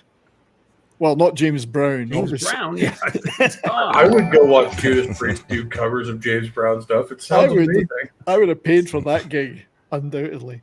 So WG has now also gifted 5 70s Rock Fan memberships. At this rate, I'll have as many memberships as Culture Casino, at least for 1 month. Right. And Snowdub's in the audience somewhere too. Good to see you, Snowdub. Does that mean Mexican Iron Man's gonna snipe your your stream? Well, maybe. Yeah, stream I snare. love Mexican Iron Man. I'd love to have Mexican Iron Man come on stream. I was doing stuff the other day on Saturday when he was doing his stream, so I turned my computer on it. Maybe I'll catch the end of Culture stream, and the first thing that popped up was a notification that Mike started a stream, and so I clicked on that first, and I saw, what the heck is he doing? Yeah, and I thought, I could see what they were doing. He was going after Culture, and it was hysterical. Oh yeah, it's always fun. Never gets old. But thank you, WG, for gifting 5 memberships.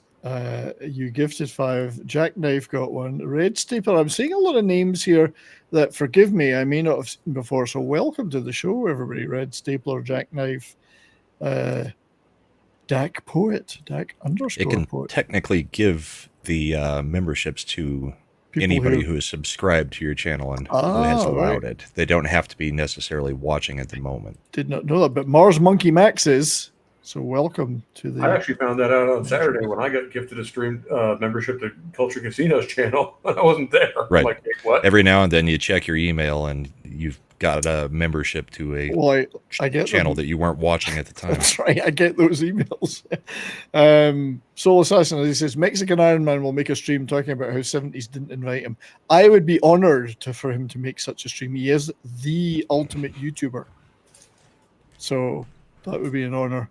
And he's always invited, except if he doesn't get the invite, which seems to happen to some people. Invites don't I didn't always get the invite on Saturday. I showed up anyway. I didn't, and I didn't show up. So I went and made a video instead. I found it was. I was just watching texted. It was in the I just background. texted. Did you give the link to literally everybody but me, Culture? What the hell? Yeah, I decided in the end that discretion was the better part of valor. As I say, I finished making and uploading a video, and it was much more satisfying. So, and it got a couple. I had the 100 family views. over, so I just popped in, showed off the baby, the grandbaby, and then popped right back off. I was only on for like 2 minutes, maybe. I was busy testing my new toy. But just to thank WG for donating some memberships, I need to play him yet another one of these wonderful videos. I think he's going to get this one.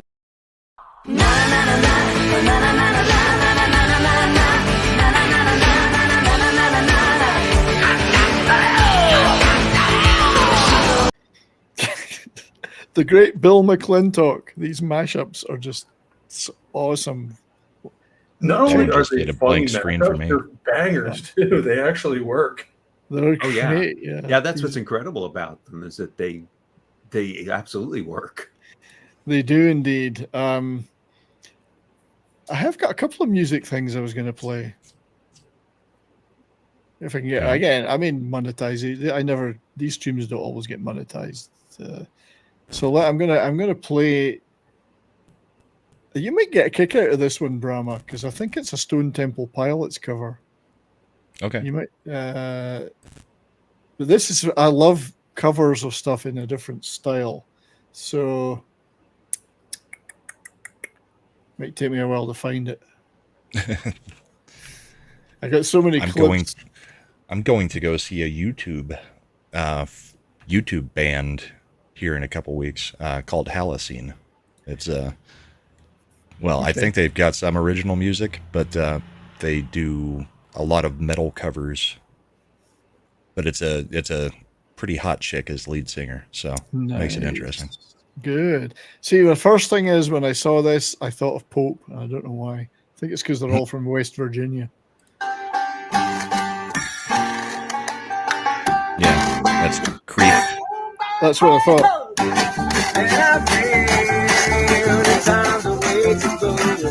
I love the symbol on these voice.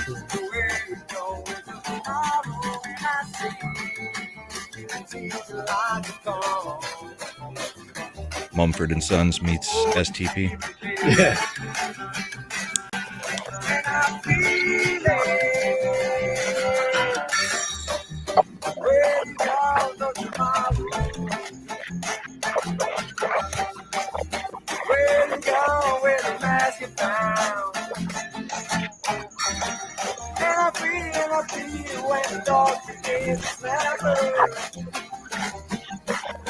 Friends is not alone.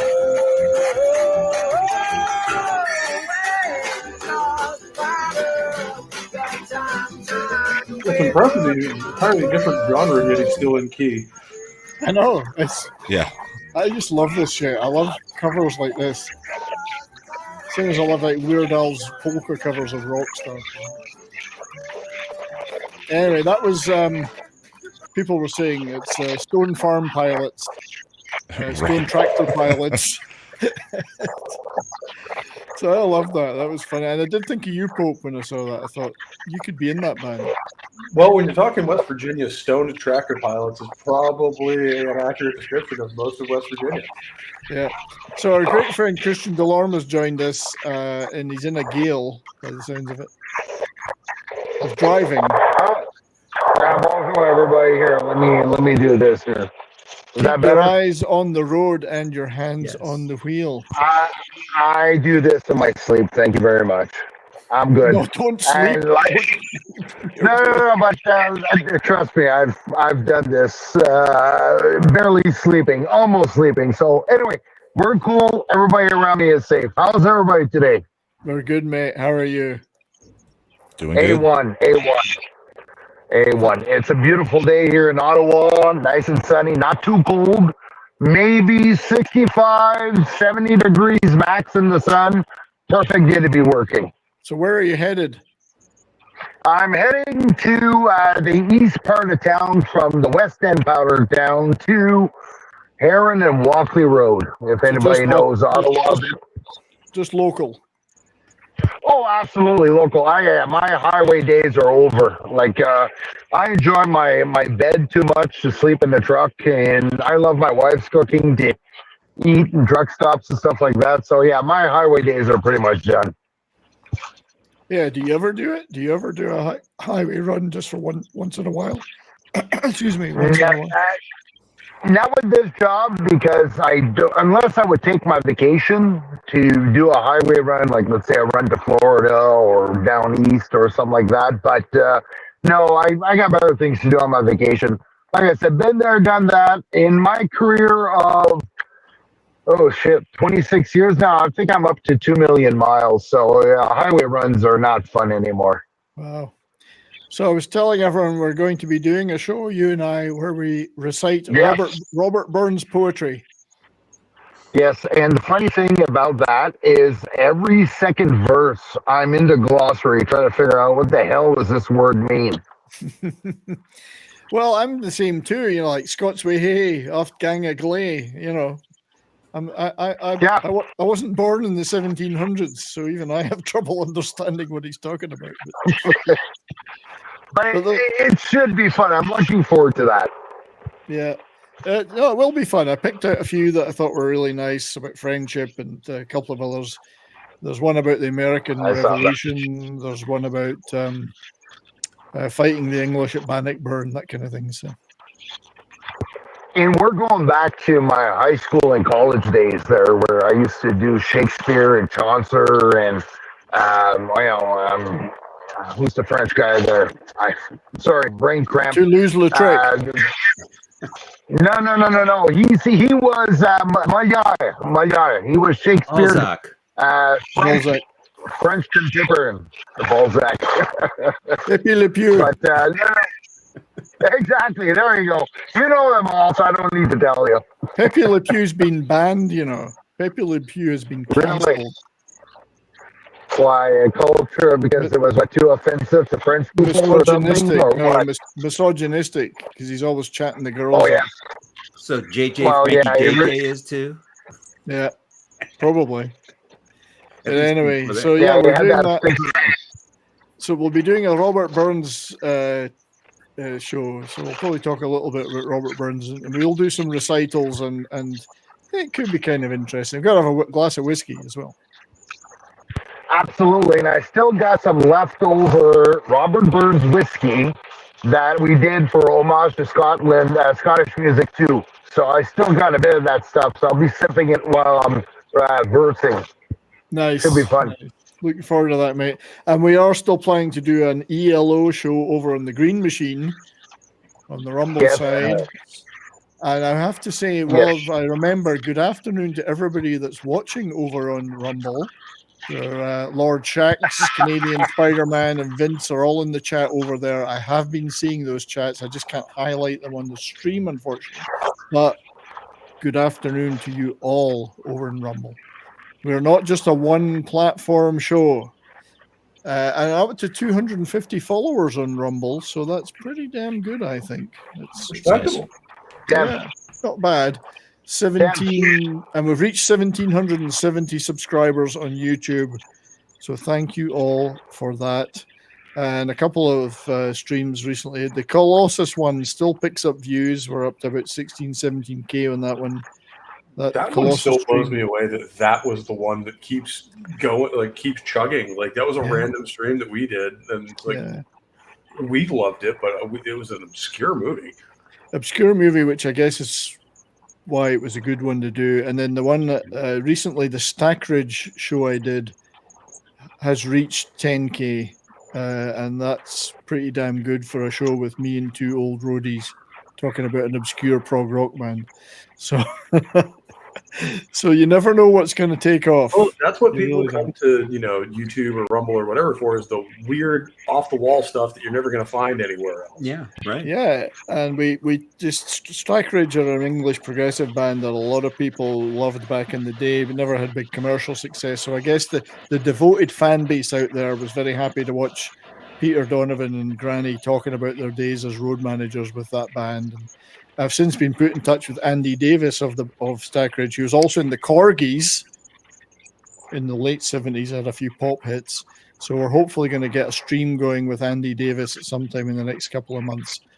He also played with Tears for Fears throughout the 80s and appeared on John Lennon's early solo albums as a musician, session musicians. So that'll be good. Welcome, Courtney. Speak to us. Speak to me only with thine eyes. Hey, hold on one second. I am just looking for my glasses because I can't see anything on the thing. So I'm glad. I do. The Soul Assistants that you don't have to take off your shirt like Culture. Well, I could. I mean, that's not too bad. What hair? I took off my shirt with Culture. That's right.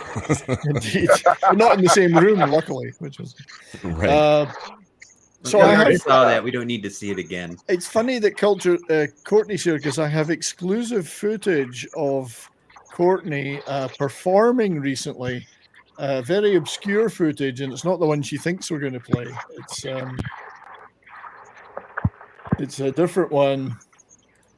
This is a very rare footage of Courtney with her new band.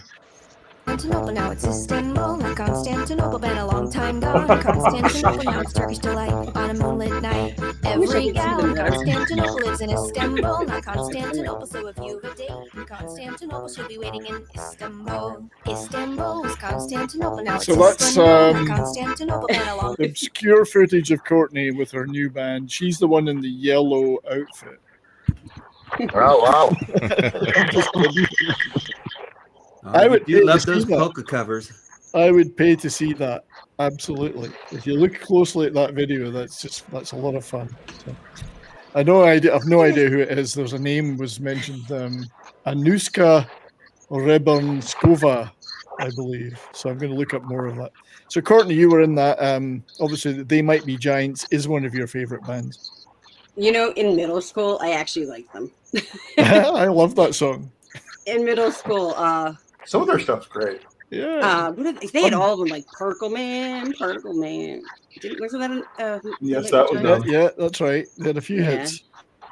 I listened to them. I haven't heard them in forever, but I can't see you very well, so I'm just letting you know that. But I don't know. I put my glasses down, and then I don't know where I put them.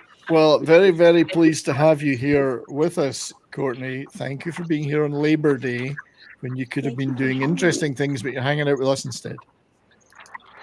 Well, my day's been pretty interesting, but it's not really fun and interesting. So, but I did bring some stuff to. I know you wanted me to show some. So I'd like to do that. Yeah, I mean, I've done a couple of videos recently showing off some new stuff. I think it's your turn to show us what you got. So let me make you bigger. Let me embiggen you. Oh gosh. Okay, maybe I can see. how bad I look. Hi guys. Sorry, I just like ran in the dark. Hi. I wonder if Hi, we everyone. could make you. I wish I could say hi to everyone in the chat, but I can't see. So. I was trying to make you bigger. How do I make you the big one? Oh, there you go. I'm big. See, I've never done that before. I feel Look very at that. big. And we're still on the screen, so that's good. So what have you been getting? Show us your stuff. So they're not all sorry, I feel like I'm like they're not all thrift store finds, but just like generally like some new things that I've kind of gotten. Some of them are art that I went to I didn't go to the Art Rock poster show. There was a rock art poster show in Denver the second year in a row. And I didn't make it, but a friend of mine brought me a new Bowie thing, which was kind of cool. So it's just an artist that did kind of a. No, someone's actually. This is real art that someone's done themselves at the show. They do prints, yes, but isn't it cool? It's Bowie. That is nice. And then I found, on the Bowie related thing, I found this at a David store Bowie with the actual frame, which is a piece of crap, but for $5. And I don't know if you can see that, but this is Bowie. I didn't know. I was like trying to figure out if it was really him because he looks very. He's like later 70s, like 77 maybe 76, 77. I don't know, but I just thought it was very cool. That's a big there's dog. this new store in the mall, which is really funny. I forget. Oh, it just said it on here. Birdhouse in your soul. On the back. That's the one. Something house. I don't know. The thrift house, but it's all these different thrift people from around the city, I guess. Nice. All bring their stuff in there, so they have some really cool stuff. And then another thing that was gifted to me by a friend, which I just thought was really funny, because I'm a huge Shining fan. So tell me if you could tell me what's different about this photo, about this print. Well, apparently it's Leonardo DiCaprio that's breaking through the door. Yeah, that's not Jack. It's Leonardo DiCaprio, and it cracks me up. I don't know why I thought it was. Is that one piece, or has it been stitched together in different? I think this was actually a mess up, and but it's one. You've got it in one. I think it's so funny. That's really cool. It's all one piece. Yeah, like this is like. But the way they printed DiCaprio has got some great memeable faces. Just so funny. I was looking at it and I'm like, is that's Leonardo DiCaprio? So but what's breaking through in the middle between them? It's not that. It looks like a wine glass, like somebody's hand. Oh, it's the white. Yeah, he's from the scene when he actually hurt his hand. Yeah, I couldn't make that it either. What is that? That's pretty cool. I can see it. I don't know. I mean, it's not it's not what it was supposed to be. I think it was kind of a mess up one, but I still thought it was really funny. I'm trying to think. I have a lot of stuff. Okay, so I buy a lot of things on VHS just because they're you can get them on half price days. Brahma would know. A lot of the thrift stores around here, if the sticker's a certain color, you get it 50% off. Yeah, so this was originally 99 cents, and I got it for 50 cents, and it's just a classic. You guys Blazing Saddles. You got the reverse cover one as well. What'd you say? You got the reverse cover one with the writings backwards. Oh yeah, it's very special. I buy VHS too. I get VHS stuff too. Just some. You do? I have. Here, I'll show you. I'm going to grab one more thing then to show you. Yeah, Hold on one moment. Let me just run over here. My room is being rearranged right now, so I'm in the corner. She had to do this because she's not wearing any pants. Well, none of us. None of us are. None of us are Pants. wearing pants. I got all of my CDs in the car. Ever. Okay. This is. Hold on, oops! I almost dropped them all. The other one that I was proud of that was a thrift store find. So each of these were 99 cents, but they're all double. And I might have shown these before, but let's see if I can do it without. Wearing pants. So it's 1, 2, and 3. There was this. I saw. These are sealed. No, they're not. Oh, they're open at the bottom. Okay, yeah. That's why I'm like holding them. Yeah. you got like because I saw a set like that, but they were not in very good condition, so I didn't bother. But those look good. These are in good condition. Yeah, part 2, and then The trick these days with VHS is finding one that actually still works, because unfortunately the tapes degrade over time. They do. Well, you know, that's funny because I've been looking for a VCR, and every one I've found is really expensive. So, many of them lived. Just go to a thrift store. I got one for $5. Works perfectly. All I had to do was clean the capstan on it, opened the top off, cleaned it up, plays perfectly.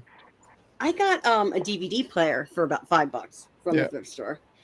And I actually, the whole reason I'm like rearranging my room right now is I was, my ex-husband gave me a TV, and it's huge. It's huge. And I'm still trying. Like, I have it on top of my dresser, but there's like stuff all over my room right now. Is it a I don't have CRT? cable. Is it a CRT? Like an old CRT? Cathode ray tube, an old one with a big long back, not a flat panel. No, it's like a Sony. It's HD, but it's not like a 4K. Those you used to have to get 3 guys to carry those. Yeah. Oh yeah, my mom still has those. I had a actually. 75-inch projector TV at one point with the 4 lamps inside it, but it was still massive, and it took 3 people to Projector carry. TVs, yeah. I have a friend here in town that still has one of them. Yeah, the thing's monstrous. I had to give it away in the end, but the person that got it was very happy to get it, and probably still works now. So those I didn't even say VHS hi are to nice. everyone on the panel, and I can't even tell who's on the panel. I So we heard got, Drama before. Drama. We have D Bud Martin. Hey, D-Bud. I wish I could see you better. We have Got me squished way let's- down at the bottom. Let's go back to this view. There you go. We have Brahma. We've said we have Pope. Pope is here. What up, As Pope? ever. Yeah, I heard him earlier. I We heard have the him. one- I heard that Christian. Christian must be in the bottom middle. Christian's there. My brother. Bonjour, Courtney. My little sister on the internet. And she speaks my language. Am I ever flattered? Not very well, but I try. Christian's looking really suave today. I think. Wow. Very suave. How so? I'm wearing my work uniform. Hold on, let's make the. Oh, I can. It's hard to compliment some and then people. just They us just in the won't chat. take compliments. Wow, Christian, you was look true. very nice. D-Bud looks very nice too, and Brahmable, I like your hat. Thank you. I wore a red hat. but I it's a can't see you right now. Wait, hold on. I have to Detroit move it Red Wings. back. I did something where the chat won't go now. Well, I that don't was know how nice you- stuff you got. So this There we are. this Are you store. wearing Oh, he's got the hair too. That's Yeah, it's got the Trump hair. I was trying to figure that out earlier. That's not my I thought red you were hat. wearing I a, got just a visor. Detroit Red Wings red hat. On. Ah, So the your Red Wings. thrift store that you were at, it's a permanent thing now. This store, like There's it's a bunch. right. There's a bunch around. So I go to several different Goodwills. I just started going to the Goodwill stores, you and I've been finding some really good stuff. But before that, there's a place called the Ark, and there's like a bunch of locations. And they just, I don't know, the Ark and all the Goodwills here, they're really good. Like, I don't remember thrift stores where you could find such good, like good condition things and stuff. Hit like them that. They're every really time good. I can. Every time, and I pick up such great stuff. But And in then he does a September- stream on it. and then do streams on it. I Keep the know. receipt and do a stream, and you can claim it back on your tax. I But have a couple more. I have a couple of vinyls, and I have a Oh. ton of DVDs. But well, show us those. Show us those. well, the vinyl. I mean, this is funny because how do I make it so I'm not? I don't know how to unmirror. I'm on full screen now, so I think I'm just stuck here. So one of the things that I like to do on streams, and I don't know, it's really dumb because Brahma remembers. I like to pretend I can rap, and one of the true. raps that I would always pull out is "It Takes Two" because I know like every word from when I was in like middle school. It takes Well, I two, found baby. this at the thrift store, and it's like the single.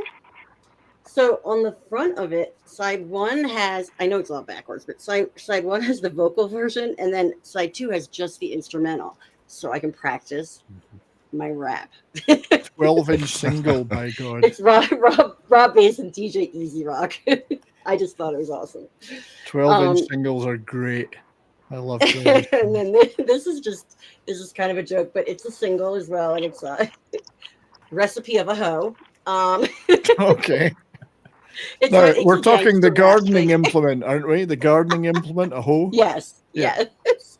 But it's awesome. I'll have to show our buddy Hoffcast too, Brahma knows, because it says boss at the top with like the dollar sign. Yeah. He's You know, always you into should boss. you should always clean your gardening implements. Otherwise, you're left with a big dirty hoe. Right? I'm going to learn all the words to that, because that also has the like, I didn't know these existed with just the the song on the front, and then it's actually like the karaoke version, I guess. But and then this is like more up my alley. But do you know what this is? 70s? Can you tell?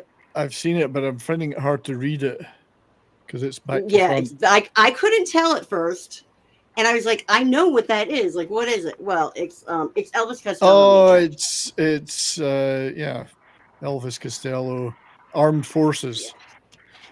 So I would read I saw the him on that songs, tour. but I can't read that I tiny saw him. because it's I just saw him really on small. that tour, that live tour.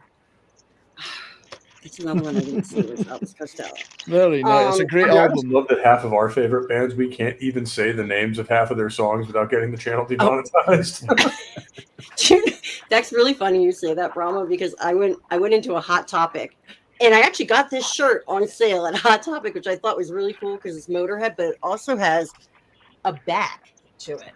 It says 1975, all the way around. Born to Lose.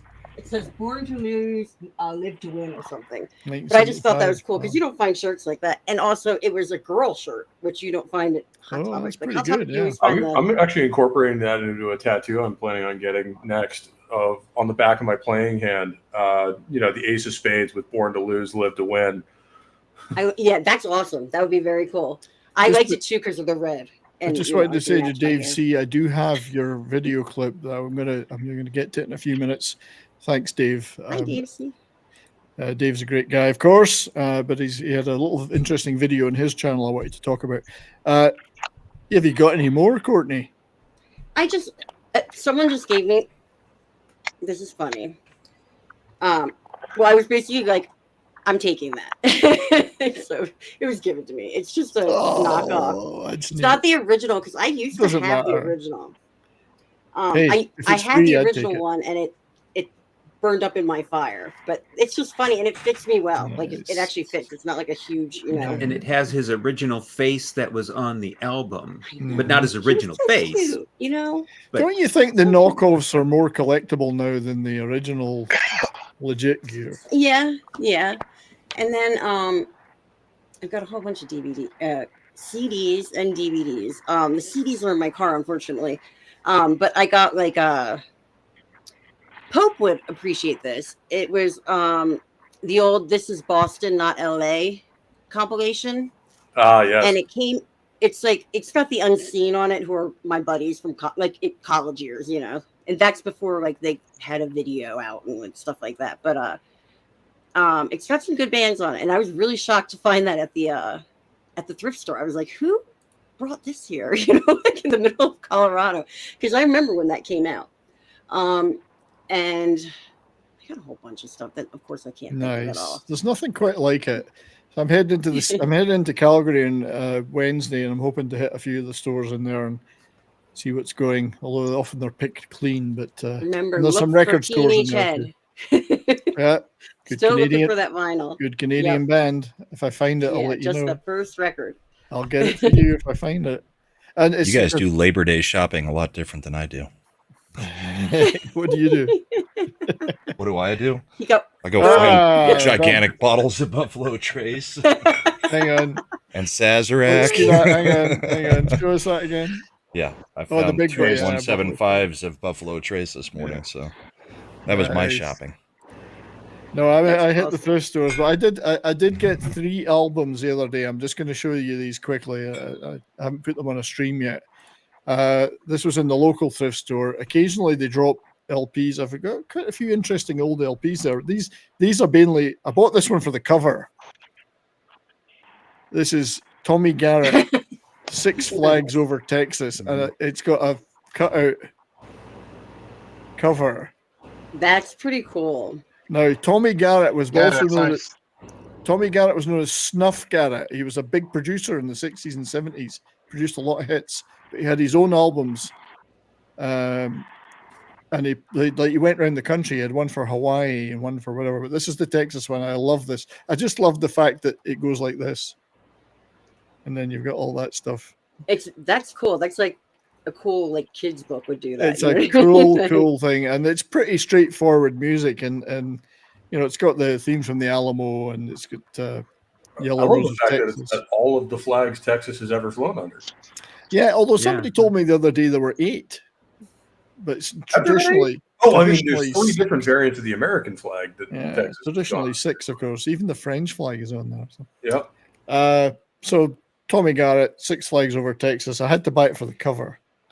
The music's pretty old-fashioned, but Snuff Garrett was his name, and he did. If you look Snuff Garrett up, he produced dozens of pop hits. I got this though, Frank Zappa and the Mothers. Nice. From '72, I think, Overnight Sensation album. I just love the cover. It's the album that features Dynamo Hum. Isn't that the one that they were recording in the song "Smoke on the Water"? Like the whole story behind it. It might be that one because it's the same era. Yeah, 72 was right when they recorded that. Yeah, and it is one of their more sort of rock-oriented albums, I have to say. So Jean-Luc Ponty's on it, playing violin. George Duke, keyboard players on it. It's that version of the Mothers. But the song Dynamo Hum, which was might have a bit of a hit, is on it. I always thought Dynamo Hum was just about literally a generator. No, it's about a prostitute. So her name's Dinah. My illusions were shattered when I saw the lyrics. I went, oh, that's not what I thought it was about. But anyway, that's a latter day Mothers of Invention album. The other one I got is a bit more of a standard, The Outlaws. Ghost Riders. Cool. Outlaws, Ghost Riders in the Sky. It's a great album, actually. I had it on digital, but I used to have a nice, fairly good condition vinyl. This was like $1.99. So a lot of people will remember their cover of Ghost Riders in the Sky. So that was the 3 LPs. There's another one which I can't show on the stream. It was a German compilation album of German hits, but the Germans were pretty loose with their album covers, and it had a topless girl on it. So I can't show that one. You want a great album cover? All-time album cover? Herb Albert. Is it Herb? Yeah. Oh, I've got that. I used to have that. Everyone's I bought got that because of the cover when I was a teenager. I was like, I this do. is just too cool. Yeah. Greatest. Well, the Germans went further because they didn't have the cream on the. It's a great album, actually. There's a very good documentary about Herb Alpert was out a year or 2 ago, and I think you can see it on Netflix or Amazon. It's pretty interesting. He was a fairly ahead of his time guy, you know. Oh, look at that album. That's my favorite Creedence Clearwater Greatest Hits album. Nice. Creedence You might Gold. like that. Yeah. Great cover. I love it. With the And I got that album, of course. I wouldn't be a Creedence fan without having that album. I just went and you open it up, it's got all the musicians. Yeah, it's got their faces on the inside. Right, just say goodnight, Penny. That's so, I've never seen that. Penny. Like open. I've never. Oh yeah, that's awesome. Yeah. Oh yes, great album. Oh yeah, and it gets me album too. It gets me mad right now. There's a Creedence Clearwater Revival promotion on Spotify. Only 1,000 LPs, but it's United States, and they're selling CCR. Oh, is that Caribou? Caribou, yeah. Yeah. Davy Johnston, great Scottish Davey, guitar oh, player. yeah. Mm-hmm. From Edinburgh, my hometown. Yeah, nice stuff. Penny is leaving us. Good night, Penny. Thanks for being here. Bye, Penny. What? I have yeah, some thanks of the for sharing DVDs. those, guys. Thanks, Steve, Also. for sharing. We're probably going to start. I just want to show you just one more heading thing soon. that I picked up. Season Hang on. 1. Let me make you larger. And big. Oh, I know living it's color. backwards, but in living color. In living color. You can see it was at $3.99, but Has it's that got Jim Carrey's Vanilla Ice on it? Carrey. Oh, I don't remember him as Vanilla Ice. I Oh, he remember him did. as He did Fire Vanilla Marshal Ice. Bill. And then one of the Waynes doing. Look at him. Yeah, right here. Look at him in the top. He's so funny. And then the guy with the big pants. Yeah, Can't and then I even remember just the name of the rap artist. MC Hammer. Oh, MC Hammer. MC yeah. Hammer with That the was Tommy, trousers. Tommy Davidson doing MC Yeah, Hammer. that was so funny. The Chris Farley. Best of. Saturday Night Live best of, yeah. Yeah, and then That was just a so couple, awesome. Remember when you were in the Beatles? That was so awesome. I love it when he's like, "Lay off me, I'm starving." He's like And the Patrick Swayze with the dancing. Yeah. Bill and Oh, Ted. nice. Total Recall. No. Get your ass to Mars. Consider this a divorce. Just like my To be I don't know. or not to be. It's like I've got Not to Garden be. State, Good Will Garden Hunting. State's a nice little movie. Yeah. Yeah, it's got a great soundtrack on it. Oh, Sleepers, Sleepers. Yeah. and Nice stuff. And Fallen. And these are what, like $1.99 each or something, or 99. Let's see, the In Living Color was $3.99, 95 cents. Yeah. Different place. Well worth it. Yeah, Yeah. I mean, I don't have money to go shopping, so I like Yeah. going Well, to that's why I hit Goodwill the because thrift stores a I bit. feel like I went shopping. You can pick up such good stuff. And in September, in my little town I live in, they have a thing called the garage sale day, and everyone's got a yard sale on. You can get stuff. And then there's a church. Last year, I got like this much stuff for $10. It was all this high church sale of DVDs, Yeah, they Blu-rays, used to do that near my VHS. mom's house. Yeah. Yeah. So I do have to wrap up soon. Pope, you were at some stuff you wanted to talk about you were into recently. So I actually do have to get going, Brian, because I've got to cook dinner for everybody real quick. Well, thanks for being here, buddy. I really I miss appreciate you, it, brother. We will do the You Shoresy too, thing Court. at the end I'll of hit the him month, and that'll be great for launching the Bourbon and Boarding Fantasy League for next year. Yeah, too. we're only 37 days away from Yeah. opening night, I think. So Bourbon and Boarding activity will be picking up towards the end of September. Anything you want to share, buddy? Check out my new Sunday morning show. It's all politics. It's me and little Chad. It's been going pretty well so far. We're about 11 or 12 episodes in. Gonna have some guests coming up on there. Comics is gonna be on there. Carrie Smith will be back. Adam Krigler is gonna be on. So yeah, see if we can get this thing launched. If you like politics or current politics, come check it out on Sunday mornings on my channel.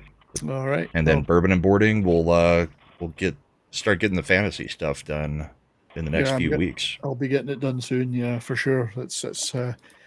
We're gonna have some fun with that this year. We can get more sign-ups. It'll be a lot of fun. Yeah, get a full league. Indeed. But yeah, thanks for having me today. It was fun hanging out on a day when I'm not working on a Monday. So Yeah, thanks for being here, brother. Appreciate it, and have a great rest of your day. you too. And yeah, we'll probably see you on Monday Meltdown tonight. Yeah, right? see you later on tonight on Comics. Cheers. All right. Thanks, Later, buddy. Court. See you, everybody. Good to see you. Yeah. Later. He doesn't Try know how it, to guys. leave. He doesn't know how to leave. So yeah, Pope. Sorry, you had some stuff you wanted to share or talk about? Like I mentioned a couple times on the stream, this is a game that's coming out this week. I shared the trailer with you in the private chat if you want to play it real quick. Oh yeah, hang on. Because the cinematic trailer is amazing. This is Warhammer 40k Space Marine 2. Let me just. I'll be.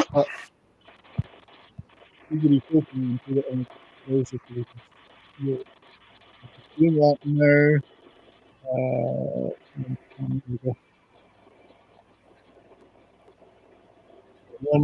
Warhammer 40k Space Marine 2 trailer.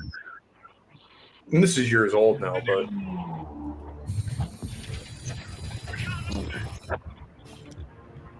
Well, the cinematics are good, that's for sure.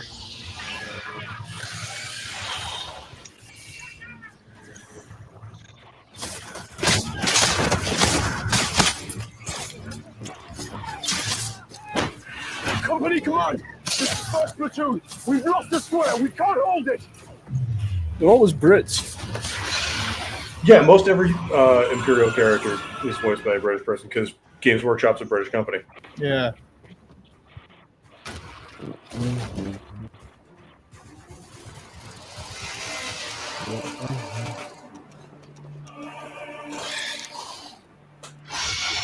So this is a trailer for the new hockey season. Yeah, it looks like it. Oh, that was high sticking. Holy. Yeah, Warhammer is one of those universes that it is hyper violent. Not seeing anything woke so far. Warhammer is kind of the anti-woke setting. Well, not anymore, but like in terms of the lore, it is about as anti-left-leaning as you can get. Is Henry Cavill still making this movie? Or as far as I'm aware, it's stalled in talks with Amazon because they have certain DEI requirements they want to meet, and Warhammer is not the show for that. No. So as far as I know, it's kind of stuck in limbo. Yeah.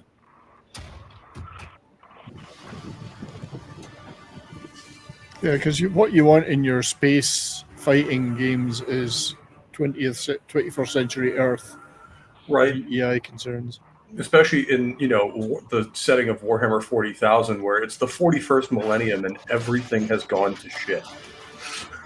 Yeah, 41st millennium. So well, I mean that's the whole 40,000 thing. Is why would today's in the year 40,000? Why would today's concerns be of any concern? Yeah, right. It's like we've moved on past all of that, and the whole xenophobic meme of 40K is basically that there is no such thing as a good faction in 40K. They're all evil, even the human ones. So, have you played any? Is there early access for this? Have you played any? I have not played any of it myself. Apparently, a lot of larger creators got early access to the game, and I've seen gameplay of it, and it looks amazing. And it looks like a really faithful sequel to the first game, and you even play as the same character, then Captain, now Lieutenant Titus. Yeah. Okay. And it's campaigns. It's also got a co-op horde mode, essentially, where you're basically in the first one you were facing off against the orcs. On this one, it's going to be Tyrannid. So basically, picture the Xenos from Aliens, just worse in every possible way. Are you? Is your expectation this game's going to be huge? Like a huge hit? I know a lot of people in other gaming groups I'm part of. Like I play a lot of Helldivers and stuff like that, and I know a lot of them are going to be interested in, and a lot of it's the first introduction they have to 40K.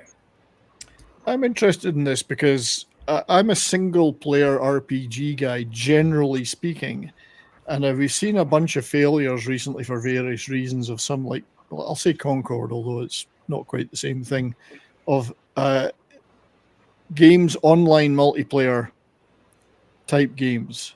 Some of them there's so many now that people tend to stick to the brands that they know, like 40K. Yeah. Things that they love. They've invested time and money in it in the past. They're a success. New stuff coming in has a big barrier to reach. Never mind woke concerns, big barrier in the first place to get anyone to. There's only so many hours in the day. And in a lot of ways too, like 40K is perfect for a lot of the larger, third-person shooter game audience, because a lot of it is just a power fantasy of especially for something like Space Marine. A Space Marine is not just a dude in a tin suit. He's a 9-foot-tall, genetically modified murder machine. It sounds like Courtney's ideal boyfriend.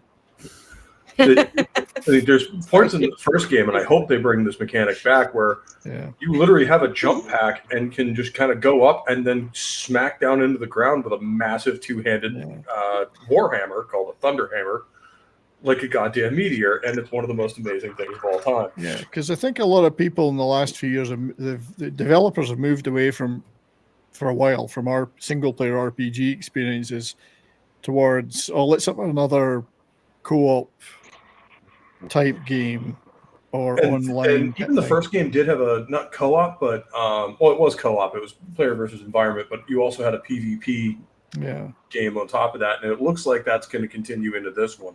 Which is fine because it's a brand that people know and love, and they've invested hundreds of hours in.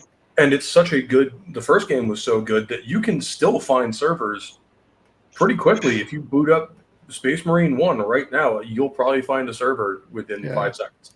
Oh, there's a great site that I follow where the guy just plays dead games all the time. Like people with like 3 people in them. Well, that's the funny part is this game is still not dead, and it's 12 years old.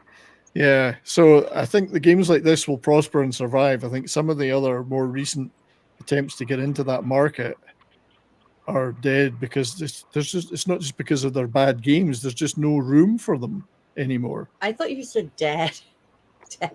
Dad games are the games I play. That's what I thought you were saying. I play dad. I play granddad games. I'm probably the oldest gamer on the planet, but I was playing games when it was just ping. I was just playing you and me, D, but I was playing games when they were just Pong.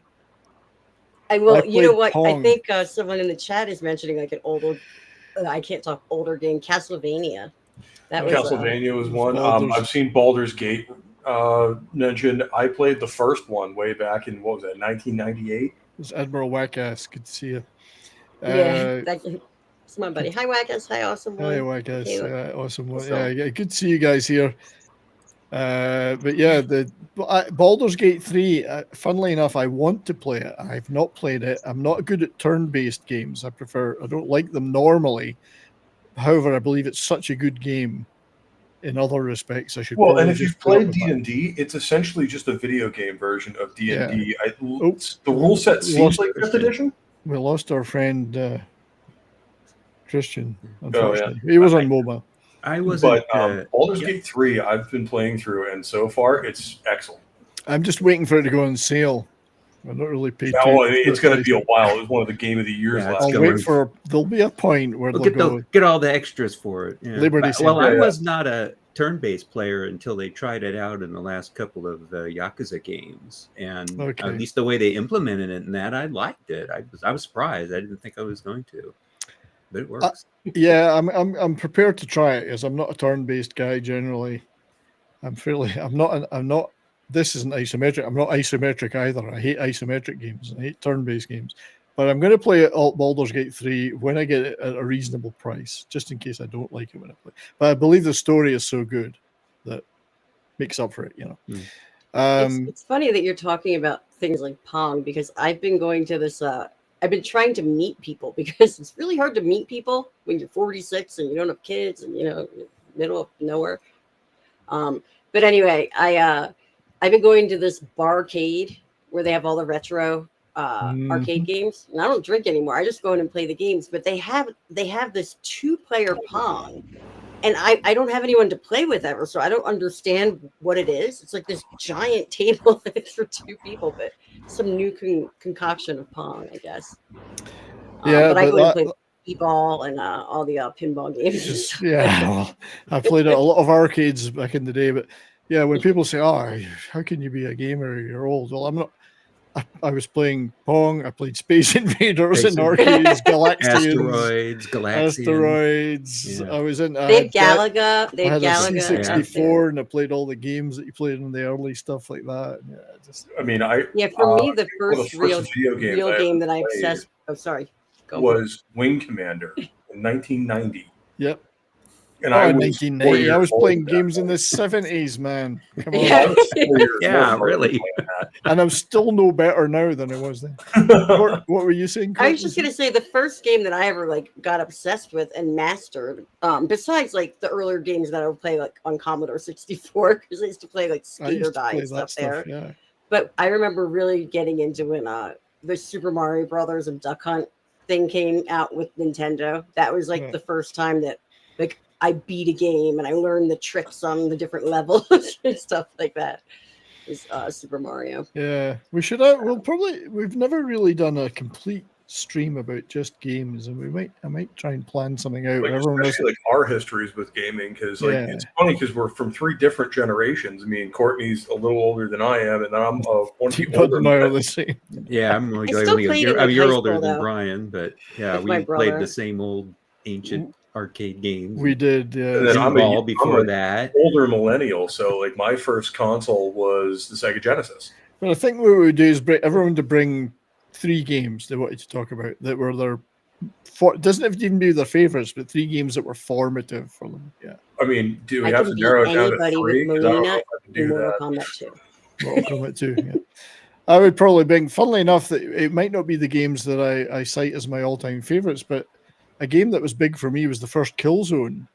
Oh, Killzone was awesome. The first Killzone, I adored that, and up to that point, I'd played games, but it didn't grab me. That one grabbed me hard. I loved that game. So that would be a game I would consider in my top. And for a long time, I only played first-person shooters because one of my favorite games as a kid was both Duke Nukem and Doom, because it came with your OS. People don't remember that. You got the first third of Doom for free. Yeah. So So Medal of Honor games, really, I love the original ones of those. Yeah, I actually still play Pacific Assault to this day. It's actually on GOG for like $2. So I think we'll do a game stream at some point, and it'll be Yeah. along the lines of 3 formative games for you, and we'll try and get some clips from them or whatever. We could play them live, even possibly. We might be able to figure that out. I know I can, but I don't know about bringing others into it. Before we wrap up, I just wanted to slap this microphone because I hate it. Our good friend Dave C, we all know Dave C, wonderful chap. Yes. Go subscribe to I was his. just on a stream with him last night. Yes, last night Dave was on. I didn't bother coming in because I was knackered, but Dave has a channel and he's got some interesting little bits and pieces, and there's stuff out there. You can see it in other channels too. But I was watching it on Dave's channel. I love old footage from the 1890s and the early 1900s video. A lot of stuff's been colorized now, which makes it really interesting too. But there's all sorts of footage out there. Check it out on Dave C's channel of the San Francisco earthquake. Now, this isn't the earthquake. This is what's the word? The aftermath. Aftermath, yeah. So they're pulling buildings down. There's buildings still on fire. People are refugees. You can see the impact that earthquake had on San Francisco in 1906. I just found this fascinating. Yes, and downtown San Francisco, all the big high rises and stuff are built on top of the rubble from this. That's right. Which means a nice earthquake will liquefy the ground underneath them, and they'll go tumbling down like dominoes. And just like San Francisco today, there's a lot of shit in the streets.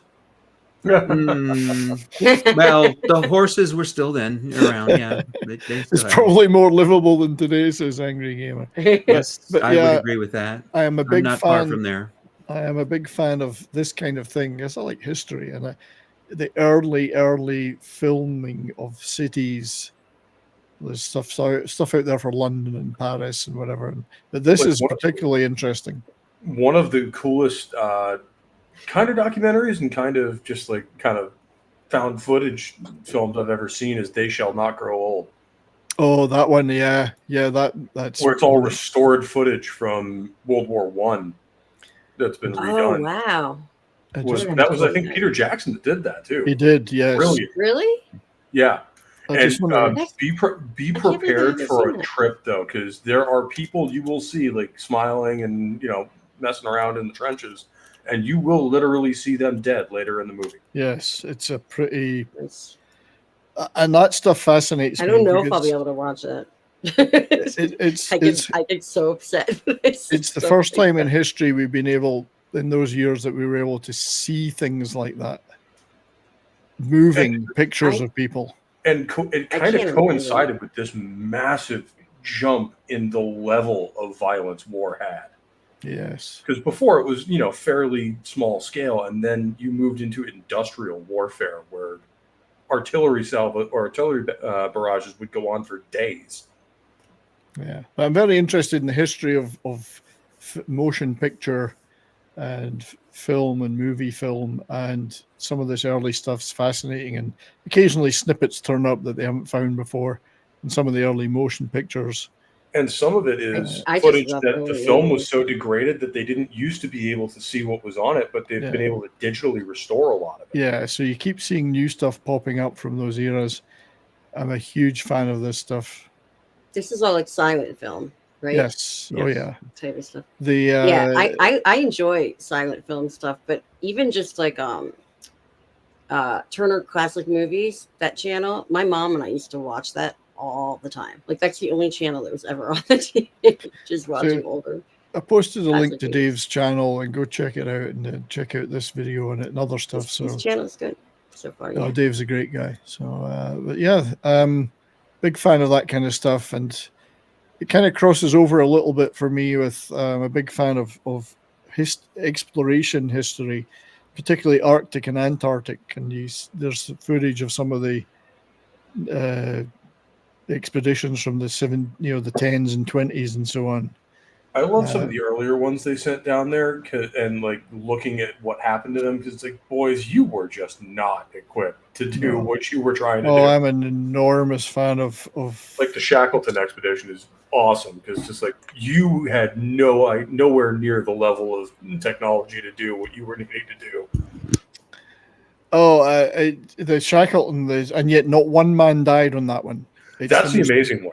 That's the amazing part, is like no one died, and yet they should have. If you know nothing about the Shackleton expedition to the Antarctic, you got to check it out. This tale of absolute survival heroism, especially he and a few guys sailed from Antarctica to Elephant Island in a rowing boat with no equipment other than a compass across the Antarctic Sea, and he actually hit the island and made it. And then they had to trek over the mountains of the island to get to the whaling station. And then they had to get to Chile to get a boat to come back and rescue the rest of the men who'd spent 3 winters in the Antarctic. Because the ship was just hopelessly trapped in the ice. It's the most incredible.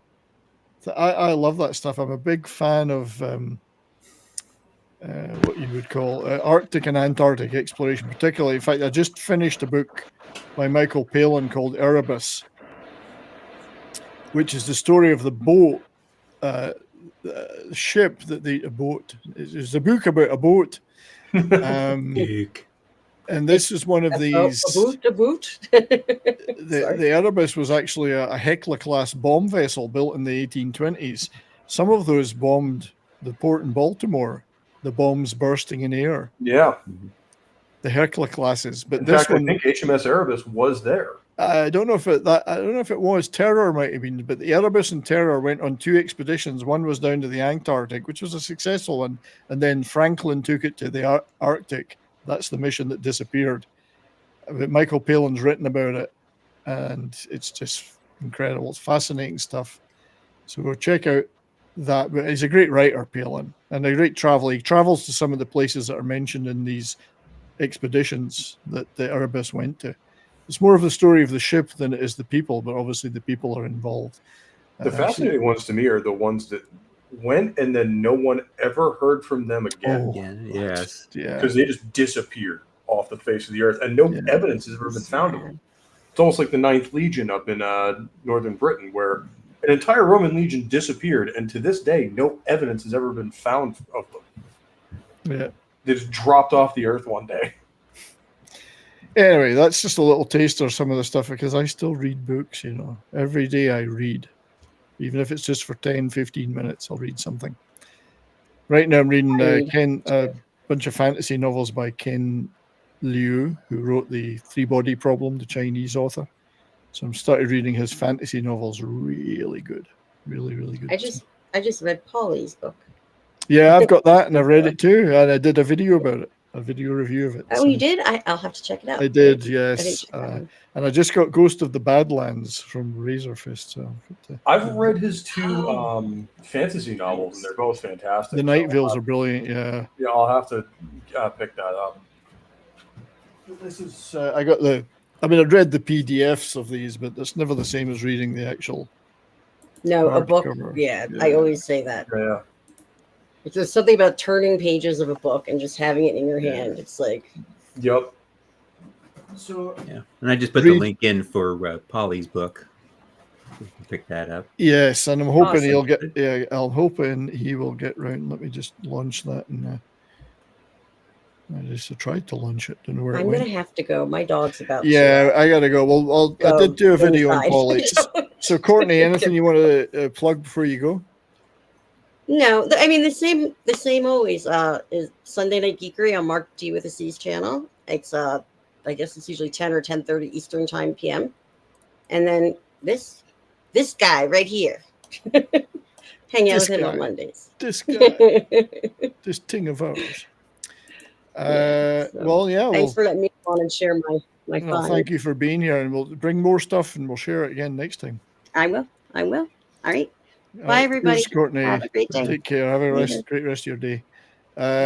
D-Bud, my friend, as always, she doesn't know how to get out of here, does she? There you go. D-Bud, as always, thank you, my friend. Thank you for being on the stream for once, because you're such a big part of this channel and this show.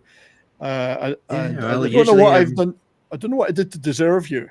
I don't either, because you keep avoiding me. I was on Nick's member stream a couple weeks ago, and 5 minutes after I had to leave to go to dinner, you popped on. I know. I waited and waited and waited. And like same things happen on like Midnight's Edge member streams. We keep missing each other on those. It's like ships in the night. Yeah, and yet you're the first person, one of the first people that I ever streamed with back on Jed's channel. Oh, way back. The very first stream I ever went on, you and Red Shirt was on, and my God, that's back in the day. Yeah, it was way back. But wow, you got the nice audience. The first stream I was ever on was Nick Weiser and Imperitus. Very, very, very first stream I was ever on was Polly, Latino Slang. Yeah, just for a few minutes, but that was the first one. It was downhill all the way after that. Yeah. Well, anyway. I'm going to be on J-Man's Friday streams probably for the next several weeks. He was doing a Fantastic Four 1 through 102, which was the Jack Kirby run, and Clobby was doing those shows with him, and of course lost Clobby. So I'm a poor man's Clobby. I'll say that. I'm gonna try to fill in on the rest of the shows. I'll probably miss the beginning of most of them because I got to get home from work because he's back on the East Coast when he starts the show, and I'm here on the West. That is an issue. So I have to get home. Luckily, it only takes me about 20 minutes, but I'll probably be on the rest of the Fantastic Four streams with him. I have all but I think one of the remaining issues that we're covering. Nice. So that'll be good, mate. Doing that, and of course I'll be hanging around several chats, doing my moderating. Well, thank you for being the mod here, and thank you for being a high sticker and everything you do for this channel. I appreciate it, mate. Means a lot. If I retire, I might be able to produce for you too. Oh God, I wish. Please retire. You got to wait a couple of years. What we could do together as a team. Anyway, Courtney, if you're still listening, if you're talking to the Buzzcocks, tell them I saw them with Joy Division, okay, on that tour. Tell them that, and tell them they got to talk to me too afterwards. Get them on my show. Come on. Get on your show and my show. But you anyway, need to get Alan Frew on your show. I do. A nice Canadian Scottish fellow. There's a lot of people I need to get on the show, but yes, I mean I'm tiny, so it's hard to do. Pope, my friend, thank you again for being here. Appreciate it. What have you got going on? Well, of course, I'm always glad to be on here. I've been doing it more or less every week since 2021, 22, something like that. Yeah, it's quite a while now, isn't it? Long enough that I don't even remember. So every week you can catch me on my, weekly radio show over on the Green app, Midnight Mass, where I basically just do a lot of what I've been listening to, a lot of stuff I'm into or think more people should be listening to. And of course, if we've got a music stream or something like that come up, I'll play some stuff from what we're going to be talking about for you or what we've just talked about, depending on how the timing works out. So hopefully you guys will join me for that. We usually have a lot of fun on Saturday nights. It is late. It's 11 a.m. or 11 p.m. Eastern to 1 a.m. Even for me, it's too late sometimes, and I'm in mountain time. But anyway, it's a great show. That's a lot of fun. And maybe with Space Marine 2, I'll try to hook my Xbox into the PC, and I will try to stream some of Space Marine 2 over on either Rumble or YouTube, depending on which one I can get to work. Do it, man. Do it. But thanks for being here, buddy. Appreciate it. As for me, next week we're going to be doing Canon Film Club 10 to Midnight, the movie. So that should be a lot of fun. Should be a great day. Great day. A great day. A great day. I do have a couple of videos out recently. One of my underlooked album series, which I enjoy doing, but take me so freaking long to put together. This one was on Jeff Lynne's solo album, Long Wave, where he covers a lot of standards, but it was a fun album and a fun video to put together. And also I did that great unboxing of Sean Estep's stuff. I have an idea for a little members video this week. Hopefully get that done. And tonight, later on, I will be on Comics Division Monday Night Meltdown as usual. So thank you, everyone, for spending this period of Labor Day with me in the chat. Hey, Toxic's just dropped in. Good to see you, buddy. It's been a wonderful show. The chat, you have all been fantastic. The producer was a bit slack in putting up the chats, but I eventually slapped him and he did some of them. Thank you for being here. It was a lot of fun, a lot of great comments. You're all, I love you all. I love you all. You're so wonderful. I can't believe you're all hanging out with me like this. Always am amazed at it. So I hope you enjoyed it, though. We had some fun stuff today, talked about some different stuff. So I'll see you all again next week on this time slot, I hope. Until then, enjoy the rest of your Labor Day. And most importantly of all, I'm sure you'd agree, keep on rocking.